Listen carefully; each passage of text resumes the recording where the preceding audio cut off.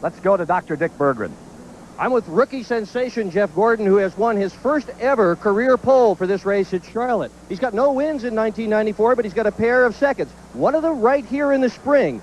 Jeff, your crew chief, says this is your racetrack, the one you're best suited for. Is today your day? Well, it can be. If we make all the right things happen, so far it's been a perfect week for us. And, we got to have good pit stops, got to stay out of trouble. And if we can do all those things, it could be our day. But we're just going to have to wait to see. Working with me on pit road today is Johnny Hayes. John? Ernie, you've had a great year. You've jumped in this car. You're qualifying up front. You've won a race. What do you think's going to happen today? Well, I tell you, this Texaco Havoline Ford Thunderbird has drove great since we got here on Wednesday, and outside pole was a pretty good run, but it's not what we're here for. We're here to win, and we're worried about winning that last lap, and that's what it's going to pay for, to bring it home for all these guys who work so hard. They've done a great job. Let's throw it to Rick Benjamin. Well, thank you, Johnny. We're here in the SDP Pit Communication Center on a beautiful day. More than 100,000 here to watch this battle for the Winston Cup Championship and the victory here today. I want to tell you a little bit about Randy Pemberton, one member of our crew who's normally on pit road. Well, Randy's got a ride today. He'll be driving the garage area in this car. He's on the injured list, but we're glad to have him back there, Johnny Hayes, on pit road for us. The driver doing the chasing in that battle for the Winston Cup title starts way back in the 11th row. Johnny has made his way back to Rusty Wallace. We're walking on our way back to Rusty right now. You can see it's a long way back. He's got a long way to go to the front. Rusty, I had to run a long way to get back to you, boy. You got me tired and I'm breathing hard. How are we going to get to the front? Well, you're pretty smart, Johnny. And I've told you before that I think I'm going to run pretty good when I got a good car. I'm telling you, I think this Mello Yello draft car is strong today. We had to really work through these rule changes. I think that the spoiler hurt us a little bit, but it made us work that much harder. I think you're going to see this car go right to the front, but got to be real smart. A lot of cars in front of me I don't know about. Let the pit crew work for me today a little bit until I get up to the front. Well, I picked you last time. Good luck. Okay, Dave. The points leader, Dale Earnhardt, has a good starting spot. He'll take the green in the 9th position. But, Dale, everybody's talking about how unstable these cars are. Can you hang on to this thing for 500 miles? I hope so. That's what we're here for. The car's been handling pretty good in practice. I think we'll be okay. Dale Earnhardt, he'll take off from 9th. Well, we're getting set for the national anthem. We've had the usual pre-race ceremonies, some of which we'll show you here at H.A. Humpy Wheeler's great facility. There you see part of the crowd. And 42 cars have qualified, a couple of provisional starters in the back. Neil, as we wait for Randy Travis to sing the national anthem, this gets down to a totally different picture than what we've experienced in probably 15 years on this track. I guess let's go down for the national anthem right there. See by the dawn's early light what so proudly we hailed at the twilight's last gleaming, whose broad stripes and bright stars through the perilous fight o'er the ramparts we watched were so gallantly streaming, and the rocket's red glare, the bombs bursting in air, gave proof through the night that our flag was still there. Oh, say does that star-spangled banner yet wave o'er the land of the free and the home of the brave.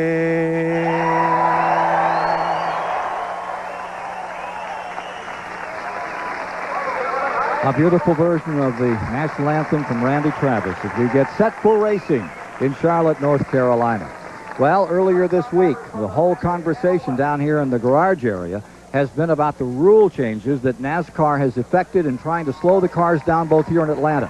190 miles an hour to turn 1 here, 195 about down at Atlanta for that last race, November 14th. They're trying to whole them down a little. They brought them down 2 miles an hour in qualifying, but the issue is, can they slow them down in this race? Let's take a look at what they've done. Neil has filed this report. NASCAR is continuously trying to make these cars more stable, protect the drivers and the fans. We've seen some of them fly lately. I can attest to that. But the biggest thing they're doing right here on this rear spoiler, this thing used to be 6.5 inches high. They cut it down to 5. Took a lot of downforce off this trunk area, holding rear wheels on the ground. They've got to lift a little bit early. They're not near as stable. The next thing they did, they checked these cars right here, back from the hood, back from the roof, a 1/2 inch higher. They made them raise them up, in turn getting the whole body height up in the air, slowing them down, trying to stabilize the car.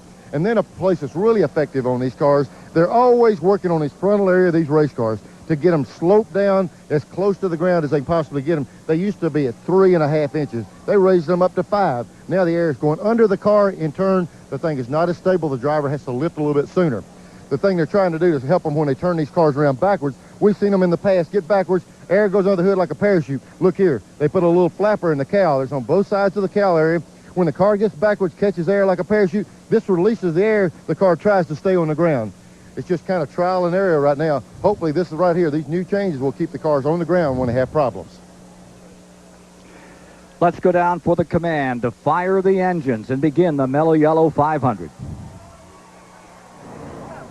Gentlemen, start your engines!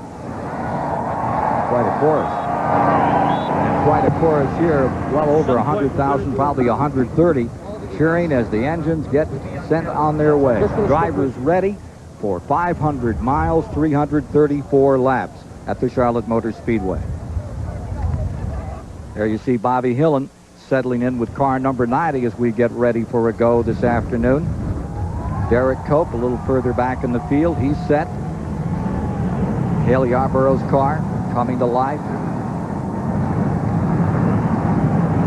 And Darrell Waldron ready for action, carrying our onboard cameras today. Let's talk a little about what these rule changes can mean in the 500 today. And first go to Johnny Hayes. Ken, Gary Nelson, NASCAR, they're in a no-win situation. They've got a problem. They've got to slow these cars down. They've tried everything they can to keep them from getting airborne. Gary Nelson brought the Pontiac and the Chevrolet and the Ford here to do a test to make sure everybody was comfortable. Rusty said he was comfortable. Ricky Rudd said he was comfortable. Then they get back, and then they have complaints that the cars are not working just right. It's just a tough deal, but bottom line, these cars are going 2 miles an hour faster down the straightaway than they were before the change to slow them down. It slowed them down in the turns, but not on the straightaway. Dr. Dick Berggren. Well, Ken, it seems to have differentially affected the various makes of cars. If anything, Chevrolet hasn't been much affected at all, and neither has Ford. But it has, in fact, hurt the Pontiacs. They've got a small trunk, and when they took the spoiler away, it made the back end of the car a little bit loose. The Pontiac drivers are not yet ready to give up on this thing by a long shot, but they're going to have their hands full this afternoon. Randy Pemberton. Well, the whole thing is, gentlemen, driving loose race cars. You talk about Ernie Irvin, Dale Earnhardt, Rusty Wallace, all being able to drive a loose race car. That is, in fact, what it's going to be able to take here today in order to go to victory lane. But how loose of a race car do you want to drive? If a chassis man can get a car where it sticks through the corners, maybe that guy's the one to go to victory lane here today. The advantage has to go to the guys that can drive a loose race car, but you cannot tell me a good chassis man isn't going to be a strong part of winning this race here this afternoon. Rick Benjamin. Well, a good chassis man may reside in the pits of Mark Martin today. A lot of folks we talked to this morning think that Martin is going to build on his strong victory yesterday in the Busch Grand National race. He was more than a mile an hour faster than everybody else yesterday. In the final practice, we'll see how it plays out. Neil, a lot of drivers can drive them loose, a car that kind of wiggles out there, but to drive fast and loose, you really got a limited number of people that have that kind of talent. Yeah, there's several of the drivers that like loose race cars. You think of Rusty Wallace, Earnhardt, and then I think of Gant, the guy that finesses the car, and Walter. It's going to take several different guys. I'd like to sit here and give you the answer. I don't have any idea what's going to happen, and neither do these guys on the other side of the fence here. We're going to have to turn them loose, see if they go fast, see if they stay on the ground. It could be full of a lot of spins. We don't know what's going to happen yet. But when you talk about fast and loose, you usually talk about Earnhardt, Gant, a guy like Jimmy Spencer, even Waltrip back in those old days. That car isn't working the way you want it. You want somebody to manhandle it. Harry Gant's always a guy that can get that kind of job done, too. The guy that's on the pole, young man, Jeff Gordon, just got out of sprint cars, dirt cars. He's over in this type racing now. He's ran sideways all his life. He's young. He doesn't know any better. He's liable to put on a show today. What we need is Neil Bond in that group. Let's take a look at the starting grid for today's 34th annual Mello Yello 500. It's presented by Haviland. Jeff Gordon is on the pole, 22-year-old freshman, youngest Winston Cup pole sitter in 41 years. And alongside his 5th straight front row start, that's Ernie Irvan. For row 2, it's Jeff Bodine, the 91 winner of the event, and Ken Schrader, who won it in 89. Row 3 today is Bill Elliott, the 84 and 87 champion here, and Greg Sachs, his best start of the season. Row 4, defending champion here, Mark Martin and Ricky Rudd. In row 5, it's a 5-time Charlotte winner, Dale Earnhardt and Brett Bodine. For row 6, first ride in the Morgan McClure Chevrolet for Joe Nemechek and Rick Mast alongside. In row 7, Harry Gant's there, won this race in 82 from the pole, last man to do it. Derek Cope, the former winner of the Daytona 500 in row 7. Row 8, Jimmy Spencer. He had a 4th place here 1 year back in his first ride for Bobby Allison and Morgan Shepherd. Row 9 is Todd Bodine, the 3rd brother in that Bodine clan from Chemung, New York, and Rick Wilson taking one of his final rides in the Petty Pontiac.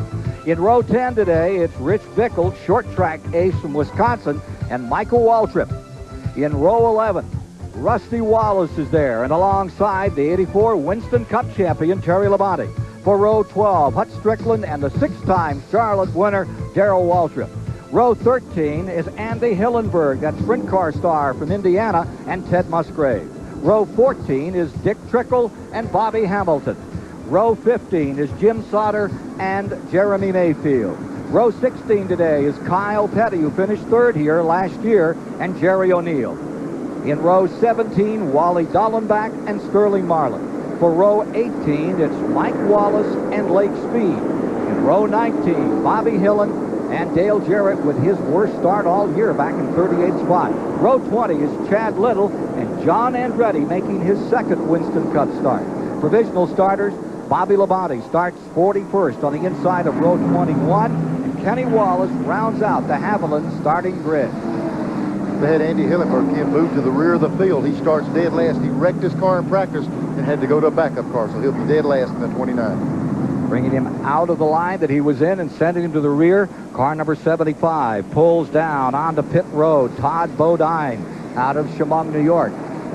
Temperatures at 76 degrees today, just about perfect. Good overcast for today, but in and out of the clouds. It's not like racing at night, is it, Neil? There's Junior Johnson. We see him getting ready for the start. Let me tell you, Ken, the sunshine, the cool track, the hot track, let me tell you, that's the least of the worries. I think these guys are concerned what kind of car, what kind of race have they got. $1 million plus today, 42 cars running, 334 laps for 500 miles. There are 3 races left after today. The point battle, a 72-point differential as we go into it. Rusty Wallace has been carving away at Dale Earnhardt's 300-point lead back at the end of August. On board with Darrell Waltrip as he gets set to sail in the Western Auto car number 17 this afternoon. Here's Bobby Hillen taking a look up through the field from car number 90 as he gets set for a go. And there's Derek Cope ready for action this afternoon. Pace car bringing the field down, getting set for a start. Randy Travis to drop the green over the field today. Mello Yello and Coca-Cola talking about a 10-year deal with the Charlotte Motor Speedway. Not talking about it. They signed the deal today, and they're going to be here for some time to come. Here comes the field. Rolling down for a start. Gordon getting a bit of a break, and he's away. In front for just a moment. Ernie Irvan right back as the car 75 wheels on the pit road, already having a problem. Todd Bodine. They said he's been black flagged. I'm not sure what that's about, Kim. They did black flag him. There's Gordon. I tell you what, Ernie Irvan wanted to try to make that pass. And Gordon inside. Here comes Jeff. Look here, Jeff Bodine, 3 deep going into turn 3. Jeff Bodine in the number 7 car. Making a good run.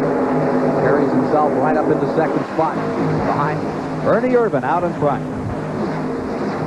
A lot of concern about the drivers when they get in traffic. They don't know exactly how these cars are going to feel.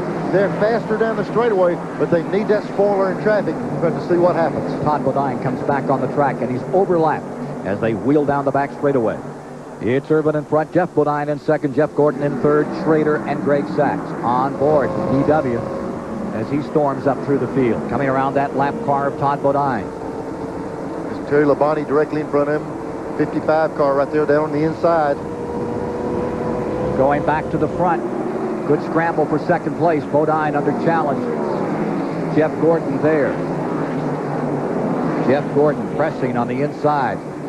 Looking for any kind of a hole to open up and get back into second place as Ernie Irvin draws away in the early going. I tell you, that little 24 car of Jeff Gordon's has really been strong all week. I think people thought he would lead the race, but Ernie Irvin in the 28 got a big jump on him. Earnhardt runs in the 8th position. Right behind Mark Martin. Yeah, and outside of Earnhardt is Bill Elliott trying to move up. In the number 11, the red car is Bill Elliott. They're in behind Dale Earnhardt. Ernie Irvin out in front. That's the 17th race he's led this year. That number 6 car right there in front of Earnhardt, that's the car that showed big numbers in practice. Really quick in all the practice. They thought he might be the man on the go, but talk about on the go. On the outside, going down in turn 3, Earnhardt's trying to get around him. Makes it work. That's the tough way to do it. They made some major changes to Earnhardt's car today. They were questioning which way to go. The car's been quick, but they wanted to make some changes. They tried it. Looked like it might have helped him a little bit. Ricky Rudd right there in front of him, Ken. His car's quick. Rusty Wallace, 18th position, closing on Derek Cope in the 98. Harry Gant just in front of him. Now remember, they've got that very short rear deck on those Pontiacs, and the Pontiac folks have been very unhappy all week about the conditions under which they're running. They just don't have that much space for downforce on that rear trunk lid. Cope on the outside, Rusty Wallace on the inside. Battle for 15th now as Wallace picked off Gant, goes for Derek Cope and has him out of 2. You know, we're hearing everybody say the cars are doing this or doing that. There goes Rusty. We see him passing. But Rusty sounded very confident when we interviewed him earlier. I'm not so sure they're telling us the whole story. That car looks good to me. As they come around to complete 6 laps, Ernie Irvin draws away. It's Jeff Bodine under challenge from Jeff Gordon for second. Greg Sachs runs in 4th. Schrader's in 5th. Ricky Rudd's in 6th. Earnhardt's in 7th. Mark Martin in 8th. Elliott 9th. Rick Mast in 10th. More from Charlotte in a moment. 12 laps, 18 miles complete by 1 7/10. Ernie Irvin out in front of now Dale Earnhardt in second place, wasting no time, moving through traffic. Earnhardt has pulled himself up into second position. Take a look at this pass just a moment ago. Kenny got a run off the second turn, drove the car down under the 24 of Jeff Gordon. Makes the car stick right here, right on the bottom of the track. Pulls up in front of him, coming off turn 4. Came through a lot of traffic up to second place. Car or experience? Well, I tell you, I think this rule thing with a little bit of looseness might be coming Earnhardt's way. He doesn't mind wrestling one around. And Rusty Wallace back there, he's coming on up also. Wallace on the move is now into 14th, and Gant has jumped up into 13th. Harry Gant, remember, was behind Wallace when last we reported to you on him. He's picked up a couple of 3 spots. Here you see the leader, number 28, with Ernie Irvin now at the control, seeking his second win, one for the first time in that Gates car at Martinsville, Virginia. Here's Rusty Wallace. He's looking for Gant just in front of him in the 33. Meanwhile, look at Gordon fighting with Earnhardt another time as they battle for second. Yeah, Earnhardt passed him. Here comes Gordon right back. While they're doing this, 28 car, Ernie Irvin just checking out on them. These guys are racing real hard. Picks up a 10th, 1 8 now. 1 8/10 of a second between first and the second place battle of Earnhardt and Jeff Gordon. Let's review further back for you. Just outside the top 10, Rudd is now in 10th. Spencer's 11th, Gant 12th. Bodine 13th as Gant continues to mount an assault toward the front. Wallace 14th. Wilson in the 44 is 15th. Joe Nemechek, he's up to 16th. Darren Cope is 17th. Strickland is 18th. Kyle Petty in 19th, Terry Labonte 20th, Wally Dallenbach 21st, and then Sterling Marlin 22nd. We're seeing Rusty Wallace come through there. The key to his move to the front is just as he said himself, he's got to be careful. He's got a lot of cars in front of him. He's taking his time, but he's working his way to the front. And he's worked his way into 12th position now. Rusty Wallace putting that Pontiac up to 12th. Remember how the Pontiacs had been fuming and fussing all week, Neil? You think they were telling us a story? It seemed to me they really had a point to make, but they just didn't have the handle earlier on. I don't doubt that the spoiler thing is going to help one manufacturer or hurt one manufacturer more than the other. But Rusty Wallace and his team loaded up. They went to the wind tunnel Monday after last Sunday's race, so they put in a lot of effort to get that car right. Meanwhile, Bill Elliott in the Junior Johnson car comes up to a 6th spot. Let's go to Johnny Hayes. Junior, your car's running well at the start. We had a bunch of new rules. How does that affect everything? Well, yesterday, for instance, Johnny, the morning practice, our car was perfect. Yesterday evening, he couldn't drive it at all. So we threw out the morning practice chassis combination, and we went to something else yesterday evening, and never did get it worked out again. This morning, we went to another one. So we don't know where we're at. It's a pretty tough thing right now to take a new rule like this and hit it the first time around. Whoever hits it's going to be fine. And the rest of the guys are just going to have to pick and choose and hunt for it the rest of the day, I think. Well, right now, picking his way, choosing the low line, Elliott trying to close on Schrader, and he's picked up a couple of car lengths in the past lap or so. Now you're looking at Kyle Petty, and look at this battle continue for second. What a story on Kyle from 31st. He's up to 17th in that car 42 Pontiac. Look at this war. On the inside, Gordon, the pole sitter, right alongside Dale Earnhardt. Watching Bill Elliott a while ago, he moved up higher on the racetrack in 3 and 4, and it seemed to be fast for him. A couple of laps ago, Earnhardt moved up to try it. It looked like Gordon could get under him when he gets high. But the difference is, can you get that momentum off the corner, pinching the car in the bottom? So these guys are fishing around, trying to find a place on the track to run. And as they run side by side, they squander the opportunity to close on Ernie Irvin. He's checked out. He's out in front by 3 seconds now. I'm not sure they're squandering. I think he was checking out anyway. That thing of his is running. These guys are racing. Still side by side, back straightaway, but it's awfully early to be linked up in a war like this for the moment. Gordon, here comes Earnhardt right back on the inside. Dynamite racing at lap, let's see, coming up 21. Well, you just said it, Ken. The name of the game is racing. It's not ride. And the racing we do nowadays on Winston Cup, you race from the time they drop that green flag to the checker. These guys are running just as hard as if we're the end of the race. All these rule changes as you watch Earnhardt on the bottom of the racetrack. Gordon alongside. Gordon goes back into 2nd spot. Boy, for an early race battle, we've got a dandy, and it's Jeff Gordon. Once again, taking that high road. Here comes Earnhardt, rolling back on the inside as they come out of turn number 4. He settles in behind for a moment. Dale, are you for or against the rule changes? Just like always, it gives us a couple of races, a little time in the wind tunnel. We have the cars dialed back in and stuck back to the racetrack. So if it'll slow the cars some down in the race and help accomplish what they want to without putting a restrict plate on it, I'm for that. Meanwhile, Ernie Irvin pulls away to almost a 4-second lead, 3 9/10. And check out this interval between that car in the lead and your battle for 2nd spot. Here's Gordon back to 2nd. In 3rd is Earnhardt. Behind him is Greg Sachs in a great qualifying spot in the number 68 car, Country Time car. Then Bill Elliott 5th, Schrader 6th, Martin 7th, Harry Gant to 8th, Rick Mast to 9th, Ricky Rudd to 10th, Spencer Wallace 12th. I tell you, Gordon, I thought when it first started he might be able to take the lead. But look at this 28 car of Ernie Irvin. He's right around the bottom of the racetrack. He's one of the few cars running on the white line all the way through the corner. So that car is really working.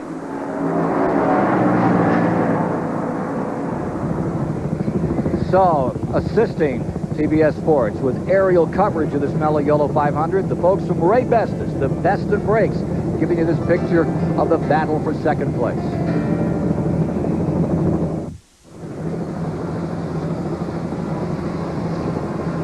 Welcome back to the Charlotte Motor Speedway. We take you high above turn 2 as Jeff Gordon tries to find a way to track down Ernie Irvin. It's been Ernie Irvin's show so far here in the early going today at the Charlotte Motor Speedway. Maybe Ernie can add a few dollars to his prize money take out of here today. More than $1 million on the line.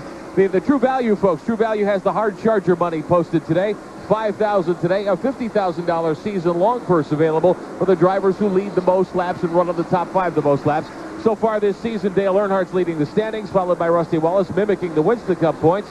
Mark Martin, Ernie Irvin is 4th, and Kyle Petty 5th. We'll keep you posted on the True Value battle here all afternoon long. Good battle right here. There you see Jimmy Spencer down on the inside, Ricky Rudd on the high side as they battle for 10th position. Ken, we're seeing a lot of guys. Watch Rudd when he goes in his corner. He takes a real high line. That's the line of about 3 or 4 years ago. And that's exactly what we've done to these race cars. We put them back 3 years with this spoiler. That's about the trim they were in. Seeing a lot of cars try that high line on the racetrack. Rudd going for 10th position against Jimmy Spencer. And for the moment, the Meineke car stays with it, holds the spot, and actually pulls away. Look at this battle. And that is a nice one that's going on. The 11 car, Bill Elliott, back in 5th spot, battling with Harry Gant on the inside. Johnny Hayes is standing by with Harry Gant's crew chief. Leo Jackson, your car's running real well. Harry's coming to the front. He's thanking you. No, Johnny hadn't said a word. You know, he's paced a lot of cars. Looks like he's in pretty good shape. Harry Gant's a great driver of a loose race car. We all talked about that earlier. As these cars go away, Harry Gant seems to get better. This may be his day. Johnny, there's a good chance of that, because let me tell you, when we used to go to Dover and some of the tracks that really got slick in the race, Gant would get up on that wall, he'd find him a place to race, he'd run anywhere on the track, he'd dig around and get him a groove, and here he is on, we've got a little bit of different circumstances, he's coming to the front. Remember what's happened. They made these cars a little more difficult to handle, lifted them up a little higher, and therefore you have to get out of the throttle a little earlier, use it a little more gingerly through the turn, faster in the straightaways, a little slower in the corners than they were before, but those that can travel those corners sideways are the ones you want to watch today. Look at Ernie Irvin with a 4-second advantage. Think about this kid in 2nd spot. This kid right there, as he continues to work Jeff Gordon in that 2nd spot. Earnhardt maintaining 3rd, the veteran who really knows how to get that car sideways, and still Harry Gant pulls up through. Rusty Wallace doing a good job as he continues to close on these leaders. He's up to 11th. Better than 4-second advantage for Ernie Irvin. And Ernie told us when he was at the top of the show that from the time they've unloaded that car, it's been quick and it's driven good and it's showing up. You know, here's a guy we talked about earlier, Kyle Petty. He's got a different line around this racetrack. Most people, he rolls out of the gas early. You won't ever see him get very high above that line. Then he jumps the car up off the corner. When you got these kind of situations, if you can have that discipline, coast the car in, feed it through the corner, and squirt it up the straightaways, Kyle could get to the front also. He's one of the guys that runs the bottom of this racetrack all day. Kyle to 10th position from 31st. There's one Pontiac that's flying. That battle with the 42 car about 12 seconds back from the leaders. We're running lap 34. 51 miles have been completed. Change that. 35 now. 2.5 down. Still all green thus far. Had 12 cautions yesterday, a record. These cars more ill handling than the Grand National cars that we saw performing in that 300-mile race yesterday. These drivers really staying on top of them in the early going. Well, they're having to, Ken. I think this first pit stop, whenever we have a caution or whenever we make that first green stop, you're going to see these crews go to work, because a couple or 3 of these cars, they're in good shape. The rest of them, boy, they have got their hands full. As you watch this number 28 flying, just floating around these corners with Modesto, California's Ernie Irvin at the controls. They made some changes, I believe, with this car this morning. Dick Berggren, how about it? Well, Ken Squire, just about everybody was changing their car this morning except the 28 crew. Robert Yates today said we had a choice. We decided to not change the springs on the car. We changed the valve springs in the engine instead. This place is very tough on engines. About 25% of all of those who start blow up before this race is over. They're not worried about the car, they're worried about the motor. Dick, I tell you what, of all things that happen to any of these Winston Cup motors, it's usually that valve train. They've got connecting rods, crankshafts, blocks. The manufacturers have built such bulletproof pieces. The thing that gives you trouble is those valve springs in the valves, because they abuse them so much, and you'll see a lot of teams put new springs on race morning. Coming around to complete 38 laps with Ernie Irvan first, Earnhardt and Jeff Gordon continuing their war as they battle it out a little further back. For the moment, it's Jeff Gordon in second, Earnhardt having to settle for third, but he won't settle for anything but first. He has his way about it. We'll see how that develops in the afternoon.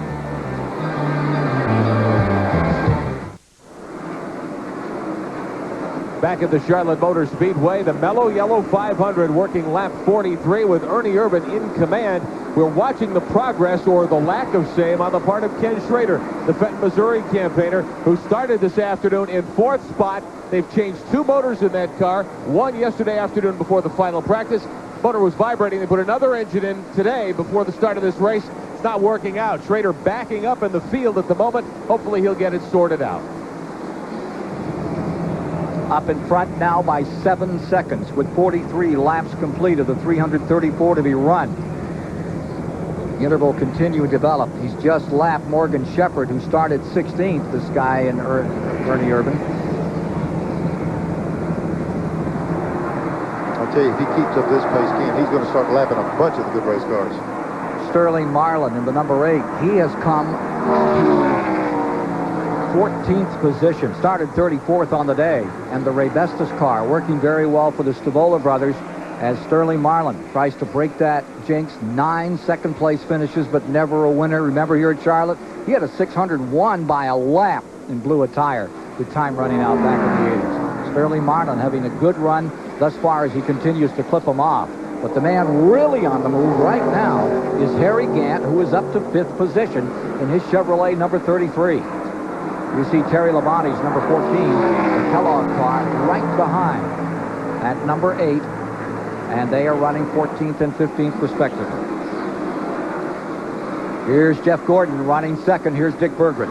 There's trouble with the 24 car, Ken Squire. In fact, there's double trouble with the 24. One of the problems that they're having, their radio is not working properly. Gordon is unable to talk to his crew, although his crew can talk to him. Now, the crew just asked him a couple of laps ago, when you come by, if it's loose, wave. And we saw a frantic wave through the window. Before the radio went out, Gordon was complaining on nearly every lap. The car is getting looser and looser in the corners. There goes Greg Sachs up into 3rd spot. Earnhardt falling to 4th, and here comes Harry Gant. Gant down to the inside, slips through. That's Gant into 4th. Earnhardt dropping back. What do you think the story here is, Neil? Well, he's been falling off the pace there, and Sachs have been running a really good race along with Gant. They were working together coming to the front. Looks like the first car's fading with him. Sachs has had a tremendous run. And a great qualifying day for Greg Sachs. Neil Bonnet, I want to pose this more as a question about Dale Earnhardt. Now, we talk about the possibility of him being able to drive a loose race car. He's been able to bring it up on the high side, down on the low side. What about driving a loose race car during this race? Does that wear the tires down more so than if the car tracked true through the corners? Neil, that's the question I pose to you. Brent, there's no doubt about it. If the car's loose, you're spinning the rear wheels, they're slipping a little bit, it's going to wear some. A lot of the guys made changes this morning, and it looks to me like Earnhardt's got his car a little loose. He just can't get going like he wants to. But we're seeing about 6 or 7 of the top guys fade a little bit. Look here, you know, we talked about Gant early, that finesse. It looks like the 68 car's hooked up. You were right, Randy, at the top of the show. The guy that's got the chassis, he's going to go to the front. If it's not handling, I don't guess any driver can get in front. Earnhardt's starting to fade himself. Greg Sachs, who failed to qualify just a week ago at North Wilkesboro, having a great run here, holding 3rd spot. Here comes Earnhardt back beneath Gant. Scramble for 4th. See Mike Waltrip coming down pit road while we're watching this action here. Jimmy Spencer pitted and went a lap down. Well, we had this confrontation going on. Spencer has gone a lap down, and now number 30 comes in a bit early at lap 49, the Pennzoil Pontiac. Yeah, he'd already been lapped. He got way behind, so they're going to have to make some kind of change. Had a great run yesterday. What, 2nd place in a Grand National event? To Mark Martin with Earnhardt 3rd. Yeah, good run. He passed Earnhardt right there at the end, finished 2nd. Good run for him. 4 tires all the way around. You see that every time they stop today. And boy, are those going to feel good. After you've been out there sliding, you slipping and sliding those 4 new ones, feel like they nailed her to the ground for you. Qualified in 30th spot, and then that car backed up to 38th. It's still this man, Lonesome Irvan. out in front, 7-second advantage. First 50 laps are complete with nary a sign of caution thus far in the event. They said it would either be a runaway or wreck strewn. That was the prediction from H.A. Humpy Wheeler, the promoter, with the changes that NASCAR had put into effect, but I didn't think anyone was figuring Ernie Irvan would be the runner. Well, just like he's talking about, what he's talking about, if somebody hits on the chassis that drives away, that thing of Yates has got a lot of motor. If they get it where he can mash that throttle, he's going to drive away, and he's doing it. Earnhardt coming back. Remember, he dropped off a couple of positions. Here he is on the inside of Greg Sachs.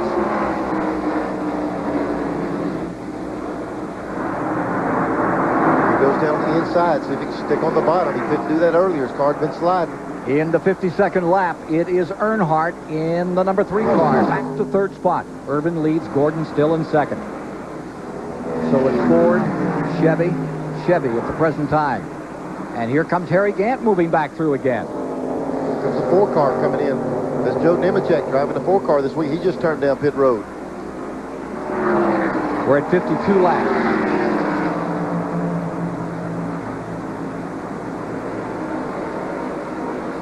Greg Sachs falling back to 5th position. Realistically, Greg Sachs, as we watch Joe Nemechek making that change, defending Grand National champion, going all the way around on tires. And they're making a bit of an adjustment there. They're taking bite. I mean, they're putting bite in the car. They're backing off that right rear jack screw, which puts bite in. His car is real loose. They're trying to tighten it up. 53 laps complete. Greg Sachs, a bit of a surprise out here as he continues to run in 5th spot. Ken, that's just a little bit early coming in. They're talking about coming in, and he's about 20 laps ahead of everyone else, so he must have been really loose.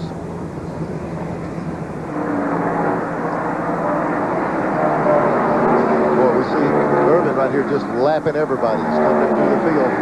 You get one hooked up like that, you want to just smash everybody around. Looks like that's Waltrip directly in front. Darrell Waltrip, a big winner at this racetrack, and Irvan's just about to lap him. Bobby Hillen, the Heilig Myers car, going a lap down, and now we're seeing some activity on pit road. Here comes Greg Sachs rolling in, and Harry Gant. Well, I tell you, that looseness of these race cars might make them stop early for tires. Here's Johnny Hayes. Greg Sachs is having an outstanding run. Jumps in the pits. Everybody's over the wall. This is where it's made, folks. You make a good stop, you'll get back out front. If you don't, you're in trouble. See him getting the right side tires on there. The top teams have been doing 4 tires in roughly 20 seconds. See what kind of stop he gets out of it right here. Gant had a very good pit stop, and he's back underway and going by Greg Sachs. He gets down a slow stop on Greg Sachs' car. And the Jackson team had an excellent stop on number 33.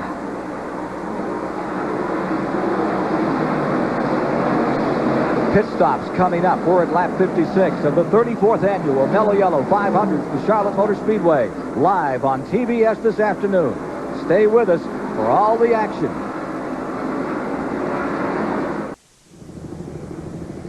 .60 laps, 90 miles have been completed. There you see Ernie Irvan out in front. He is a remarkable part of the story, but look at this. This is even more remarkable. From 34th spot, that is 31st spot, Kyle Petty going to 3rd. Car number 42, Kyle Petty's Pontiac, is up into 3rd position. What a ride he's giving. Bill Elliott brings in number 11, the 5th place car. Derek Hope is on pit road. Musgrave is in, watching that pit stop on Elliott. Dean Schrader coming in right behind him. These guys are going to get a workout on pit road this week. Looks like they're coming in. They're not going a full fuel run. They're going tire run. They're stopping before they need fuel. Now here's Earnhardt coming in, running in 4th position. Wallace will come up to 5th in these pit stops. Rick Mast, who's then running 6th, he comes in. Rudd, who's running 7th. So they're all pulling in here. Looks like they're watching each other, Dick Berggren. Sure are, Ken Squire. We've been listening to the radios here, and that's exactly what they're doing. Rusty, a few laps ago, was told, stay out, wait till the 28 comes in, follow the 28 in. But Rusty Wallace just drove in front of the 28 pits, and Ernie Irvan is still on the racetrack. He should be in here in another lap or 2, however. And Kyle Petty now pits. He was up to 3rd spot. Irvan and Gordon, 1st and 2nd, have yet to pit. Ernie Irvan out in front and building that lead up to a 10-second advantage in the early going. Stays out there. We are now in lap 62. They should go 100, 105 miles easily here, Neil. Yeah, they're coming in before they need fuel because they're not handling well. The nightmare that all these people don't want to happen is a caution to come out right now with two cars that haven't pitted and the rest of them been in. Boy, will this scramble the field up there. Everyone hopes they have to go green until the leaders pit. Now with these pit stops, the advantage is 12.5 seconds between Ernie Irvan and Jeff Gordon as Irvan drives away from the field. Think he's putting too much pressure on that motor? No, I tell you what, he's running right. There's Irvan turning down pit road right now, the leader coming in. Dick Berggren standing by in the Ernie Irvan Robert Yates pits as the Texaco Haviland car eases down. Running against the speed limit. 55 today. 55 on pit road. Here's Dick Berggren. Boy, these guys have been ready for this one, Ken Squire. They have been absolutely tense on the edge of pit wall. And just before he made this pit stop, Ernie Irvan was told, watch your fuel pressure light. Watch your fuel pressure light.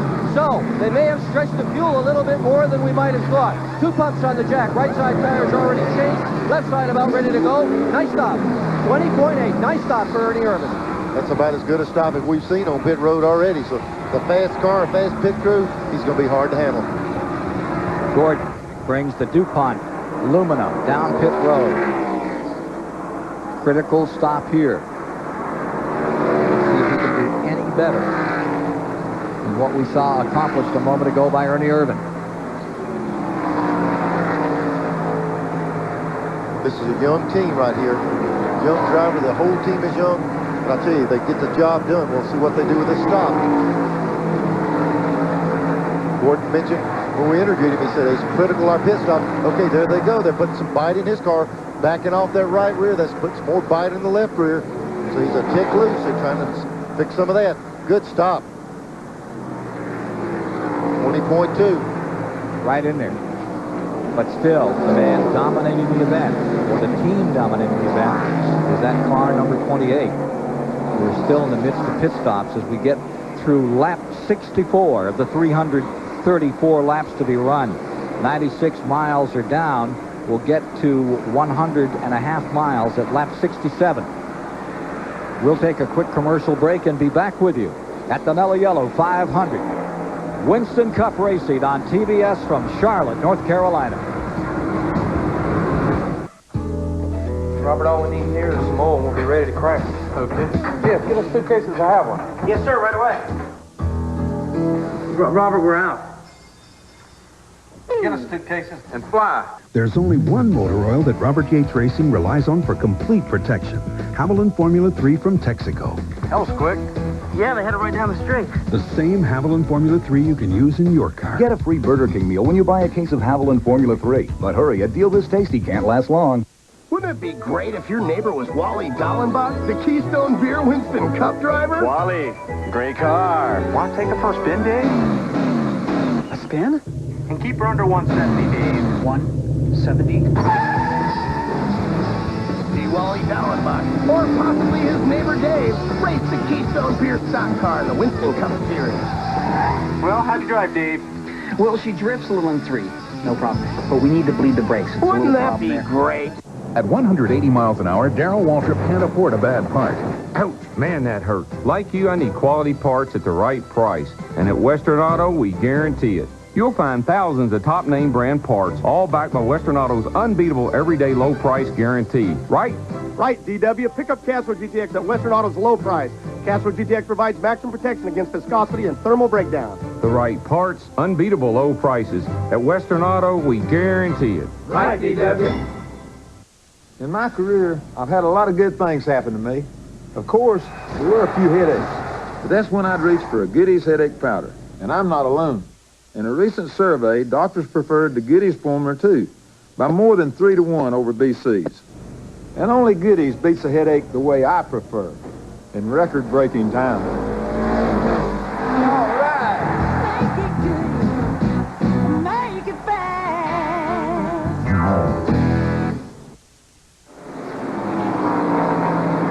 70 laps, 105 miles complete. In the 500-mile race to be run at Charlotte, North Carolina on TBS this afternoon, Ernie Irvan out in front. Advantage still better than 10 seconds. Everyone has taken the first stop under green. They're averaging 161 miles an hour through that first 100 miles as you watch cars numbers 2 and 3 battling for 8th position. Rusty Wallace fighting with Earnhardt. That's the slugfest for 8th at the present time. The record for this race is 153 miles an hour. They're running at 161 right now, and the battle for the championship is enjoined right here. Remember, Earnhardt leads Wallace by 72 points coming into this race. And Wallace has been taking points away since the beginning of September in every event, trying to get by him there and not making the mark. It's crazy how things shake out. One week they'll be battling for the lead, first and second place. The next week they're battling for 8th and 9th place. It seems like no matter what position they are on the racetrack, they're racing each other every week. Now, after these stops, let's bring you up to date on where we are in the field. 18 cars run in the lead lap. Irvin first, Kyle second, Mark Martin third, Elliott fourth, Sachs fifth, Gordon sixth with the leaders in traffic here. Earnhardt in seventh, Wallace 8th, Spencer 9th, Gant is 10th, Mast 11th, Rudd 12th, Sterling Marlin 13th, Dale Jarrett back in 14th, and Schrader in 15th. Boy, if you take a look right here, we see Ernie Irvan coming up on Jeff Bodine. He qualified third, so the 28 car is fixing to put that number 7 a lap down, and he was the third place qualifier for the race. We wondered how qualifying would work out. We didn't think it was as instrumental as who would have the car that was good in the race. Chad Little in the 19 car going another lap down. Where Ernie Irvan is just covering them over. Run him down hurrying. And Jeff Bodine in the 7 car. 18th position. He's going to try everything he can not to let that 28 by, because he's got to try to stay in that lead lap if the caution comes out. Irvan leading over Kyle Petty in second spot by 9 8/10 of a second. What a remarkable story Kyle Petty is telling here today. That was a guy that we didn't talk about as one of those manhandlers who could really get out there and turn him sideways. And he's driven as great a first 100 miles as anyone in Charlotte's ever seen. Outstanding run for Kyle Petty. Yeah, but the key, Ken, is we did mention he's not running it sideways. He's not manhandling sideways. He's the guy we were talking about that eases it down in the corner and squirts it up down the straightaway. He eases his car all the way around that apron and doesn't abuse the tires and doesn't get the car loose. And I'm telling you, it's one of the kind of races he can be tough in. Here we see the 28 making that move. Oh, me, talk about traffic. There's Ernie Irvan trying to put that 7 down, but he's got a lap car that's giving him a little bit of a hard time. Jerry O'Neill just in front of Ernie Irvan in that 65. Kid from Auburn, New York's been down here several times. And now making his way gingerly down on the bottom of the racetrack. 28, Ernie Irvan. Hard to think of Ernie Irvan in the 28, isn't it? Yeah, it's easy to make that call. A different number, a different driver. Well, I tell you what, they've got that thing handling around this racetrack. Yates has always had motors that just rip these straightaways apart. Last lap, 164 mile an hour in traffic. Ernie Irvan really wound up. Now you see the 3 car. That is Dale Earnhardt, who is in 7th spot. Johnny Hayes is with car owner Richard Childress. Richard, I see Dale and his old buddy are having a whole lot of fun out there. They can't stand. They got to race side by side, or one's got to pass the other. I see Dale got back. What's going on? Well, we were just running. We had a bad pit stop there. Our lugs fell off. So, he's having to run the car a little harder right now. You notice the Atlanta hat, your Braves, they doing pretty good. You think you can hang in there like they are? Well, we just hope we can do as good as they did so far. So, we pull for them, and some of those guys pull for us, and we're hoping them the best. Good luck. Boy, you saw a breathtaking moment there. Mike Wallace in the 52. Greg Sachs got a little piece of it in the back. Sachs had to step off it right at the worst part of the track when you're on the throttle coming off that corner. Take another gander at this one. See, Jeff Gordon goes around the outside of the 52 car. He pulls the air off the 52. He slides right up in front of Greg Sachs. Sachs did a great job not to hit him and turn the 52 around. And that was some of the lead cars. There's Earnhardt on the inside. That was a perfect example of what happens without that spoiler. Car going around the outside of the 52, pull the rear end out from under it. Nice save by Sachs. Falls back here a bit, but what a great save. He's back in 8th. Earnhardt is in 6th. Rusty Wallace is up to 7th. There's your leader, Ernie Irvan, as he continues to scramble the field. Gets around the Kellogg car. the Billy Hagan machine. Terry Labonte moving on next year. John Andretti in this race and back some. He's just getting experience out here, riding another one out. John Andretti is a good addition to the racing. He's in 37th position in Winston Cup racing. Guy's very determined, drives all kinds of race cars. We'll see what comes about in 1994. And a question for you, Neil Bonnet, from Rick Benjamin down here in the SDP Big Communications Center. During the last round of pit stops, Dick Berggren pointed out how Ernie Irvin's team was telling him to watch the fuel pressure gauge, that he didn't go very far on that tank of gas. With these aerodynamic changes, the cars are higher, less spoiler. Are they getting worse fuel mileage now? I tell you what, Rick, I think the key to that thing is they're not sure. Just like we wasn't sure how it would play out in the race, you've got to be cautious. I think we saw a lot of the leaders pit early until they got that first gauge of what kind of mileage. The 28 was running so good, he wanted to stay out and try to put people down. Now they've got that mileage read, and they'll know what to do. But you're exactly right. That car up in the air is displacing more air, and it's probably burning a lot more fuel.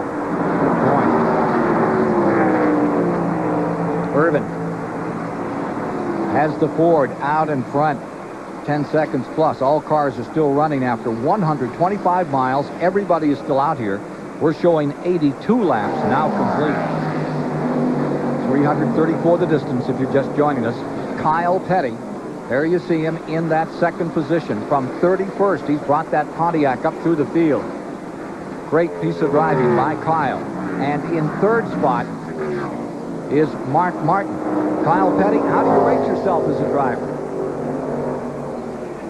Today I'm in the top 6 in points, so I'd say I'm in the top 6 in drivers. How about that? But I'm not sure about that. I think we got a real top team, but I'm not sure. I might be in the top 10 in drivers. I think it's taken a long time to get to be in the top 10 in the drivers. But, you know, if I was ranking, I'd probably rank myself 10th. Right now, he's in second, just 10 seconds back from the leader. But behind him and closing ground is Mark Martin in the number 6. Martin put on a great performance yesterday in the Winn-Dixie 6-cylinder Ford. Got himself his 6th win of the season in that Grand National Series. Every race that Mark Martin has finished in Grand National, there he is, number 6. He's won this year. There you see him up the outside and around Jimmy Sauter.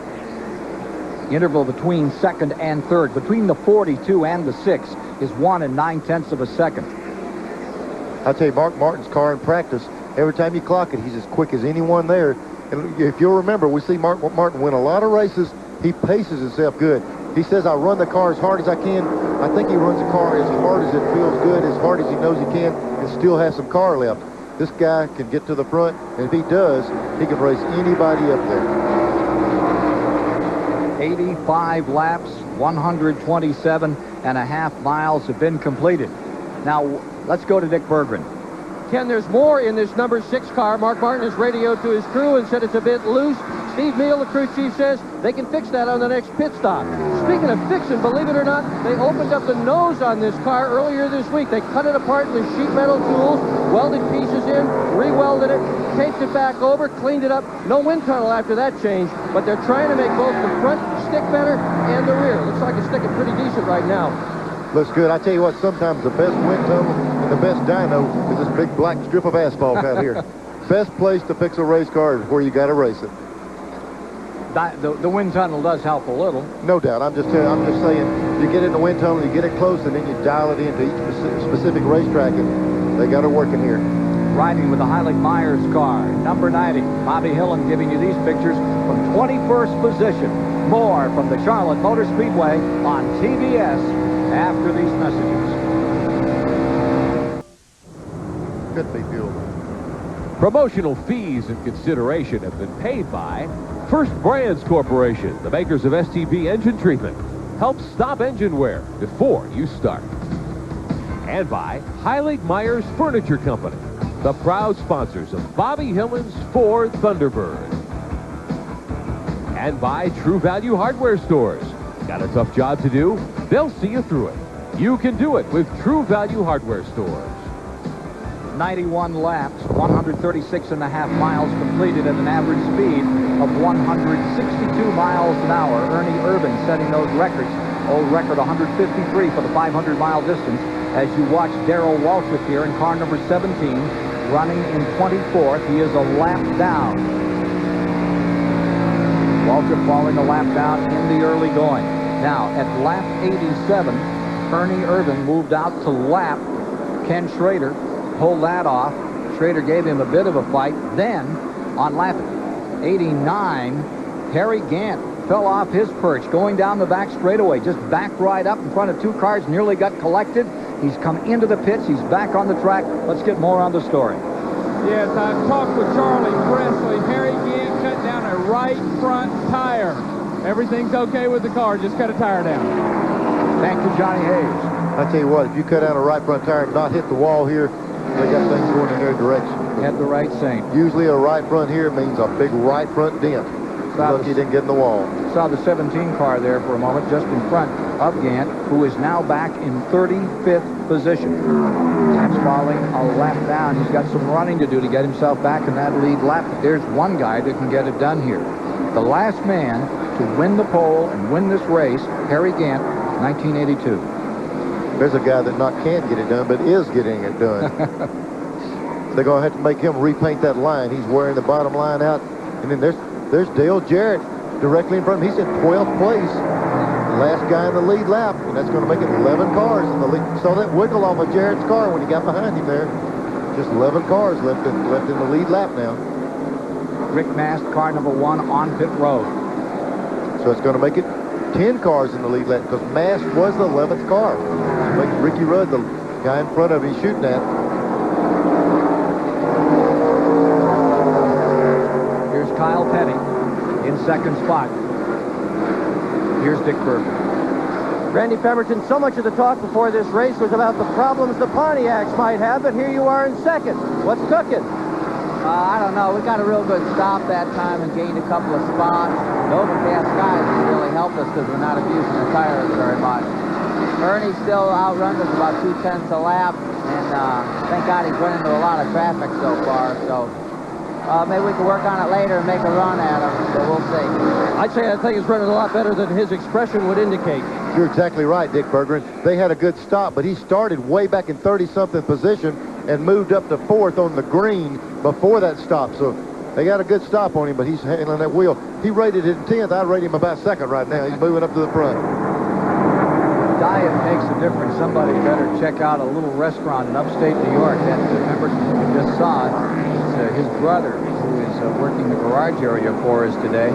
Those kids know a whole lot about racing, and they love it. They came out of the Albany-Saratoga Speedway years ago. Of course, Saratoga's a big racing part of the country for thoroughbreds, but all they wanted were thoroughbred modifieds in their younger days. And some of those great stars of bygone days, Don McTavish and Bugsy Stevens and Renee Charland used to hang around that restaurant, and those kids, when they were tiny, said someday we're going to be in it. Alan Pemberton is the guy responsible now for the Felix Savettis number 42 for crewing that car. And so some of the credit today certainly goes to him. See what I was telling you about Kyle? If we can run that shot over right now, I promise you, 100 miles from now, if that car is working, that's where Kyle will be. He runs that bottom. He doesn't abuse those tires. He'll ease her in there. He'll stay right on that line, and then he'll feed that throttle up off there. That thing of his runs on the bottom all day. They got it just like he wants it. They look about as calm and collected as Kyle. The crew for Kyle Petty looking on as he tries to close on Ernie Irvin, but nobody's getting much of him today. He has just checked out. See you later. How about a battle for 4th? There's Bill Elliott and Earnhardt. Bill's been running high all day. We talked earlier that he had moved up in a real high groove around the racetrack. Bill had a lot of success here with that high line. He's working up there again. Earnhardt's coming under him right here. But Elliott's car should drive in this corner on that outside. Notice he slides up a little bit right there. Two totally different lines around this track. 100 laps are complete, Neil. 150 miles are down, and nary a caution to date. Averaging 162, well over the old record. Ernie Irvin in command here at Charlotte in the 34th running of the Mello Yello 500. Hey, racing fans, Budweiser asks, who won? May the 12th, 1984, at Nashville International Raceway, 420 laps under the lights. Joe Waltrip in the 11th car started on the pole and seemed to be unstoppable that night. But Richard Petty in the familiar 43 and the 12th car of Neil Bonnet were battling their way to the front, too, into contention for the victory. Also, following close behind Waltrip, Ron Bouchard in the 47. Bouchard in position to win throughout the night. And Jeff Bodine in the 5 car was also a strong contender. He was looking for his second career Winston Cup victory. But who won the finish to this remarkable event in a moment.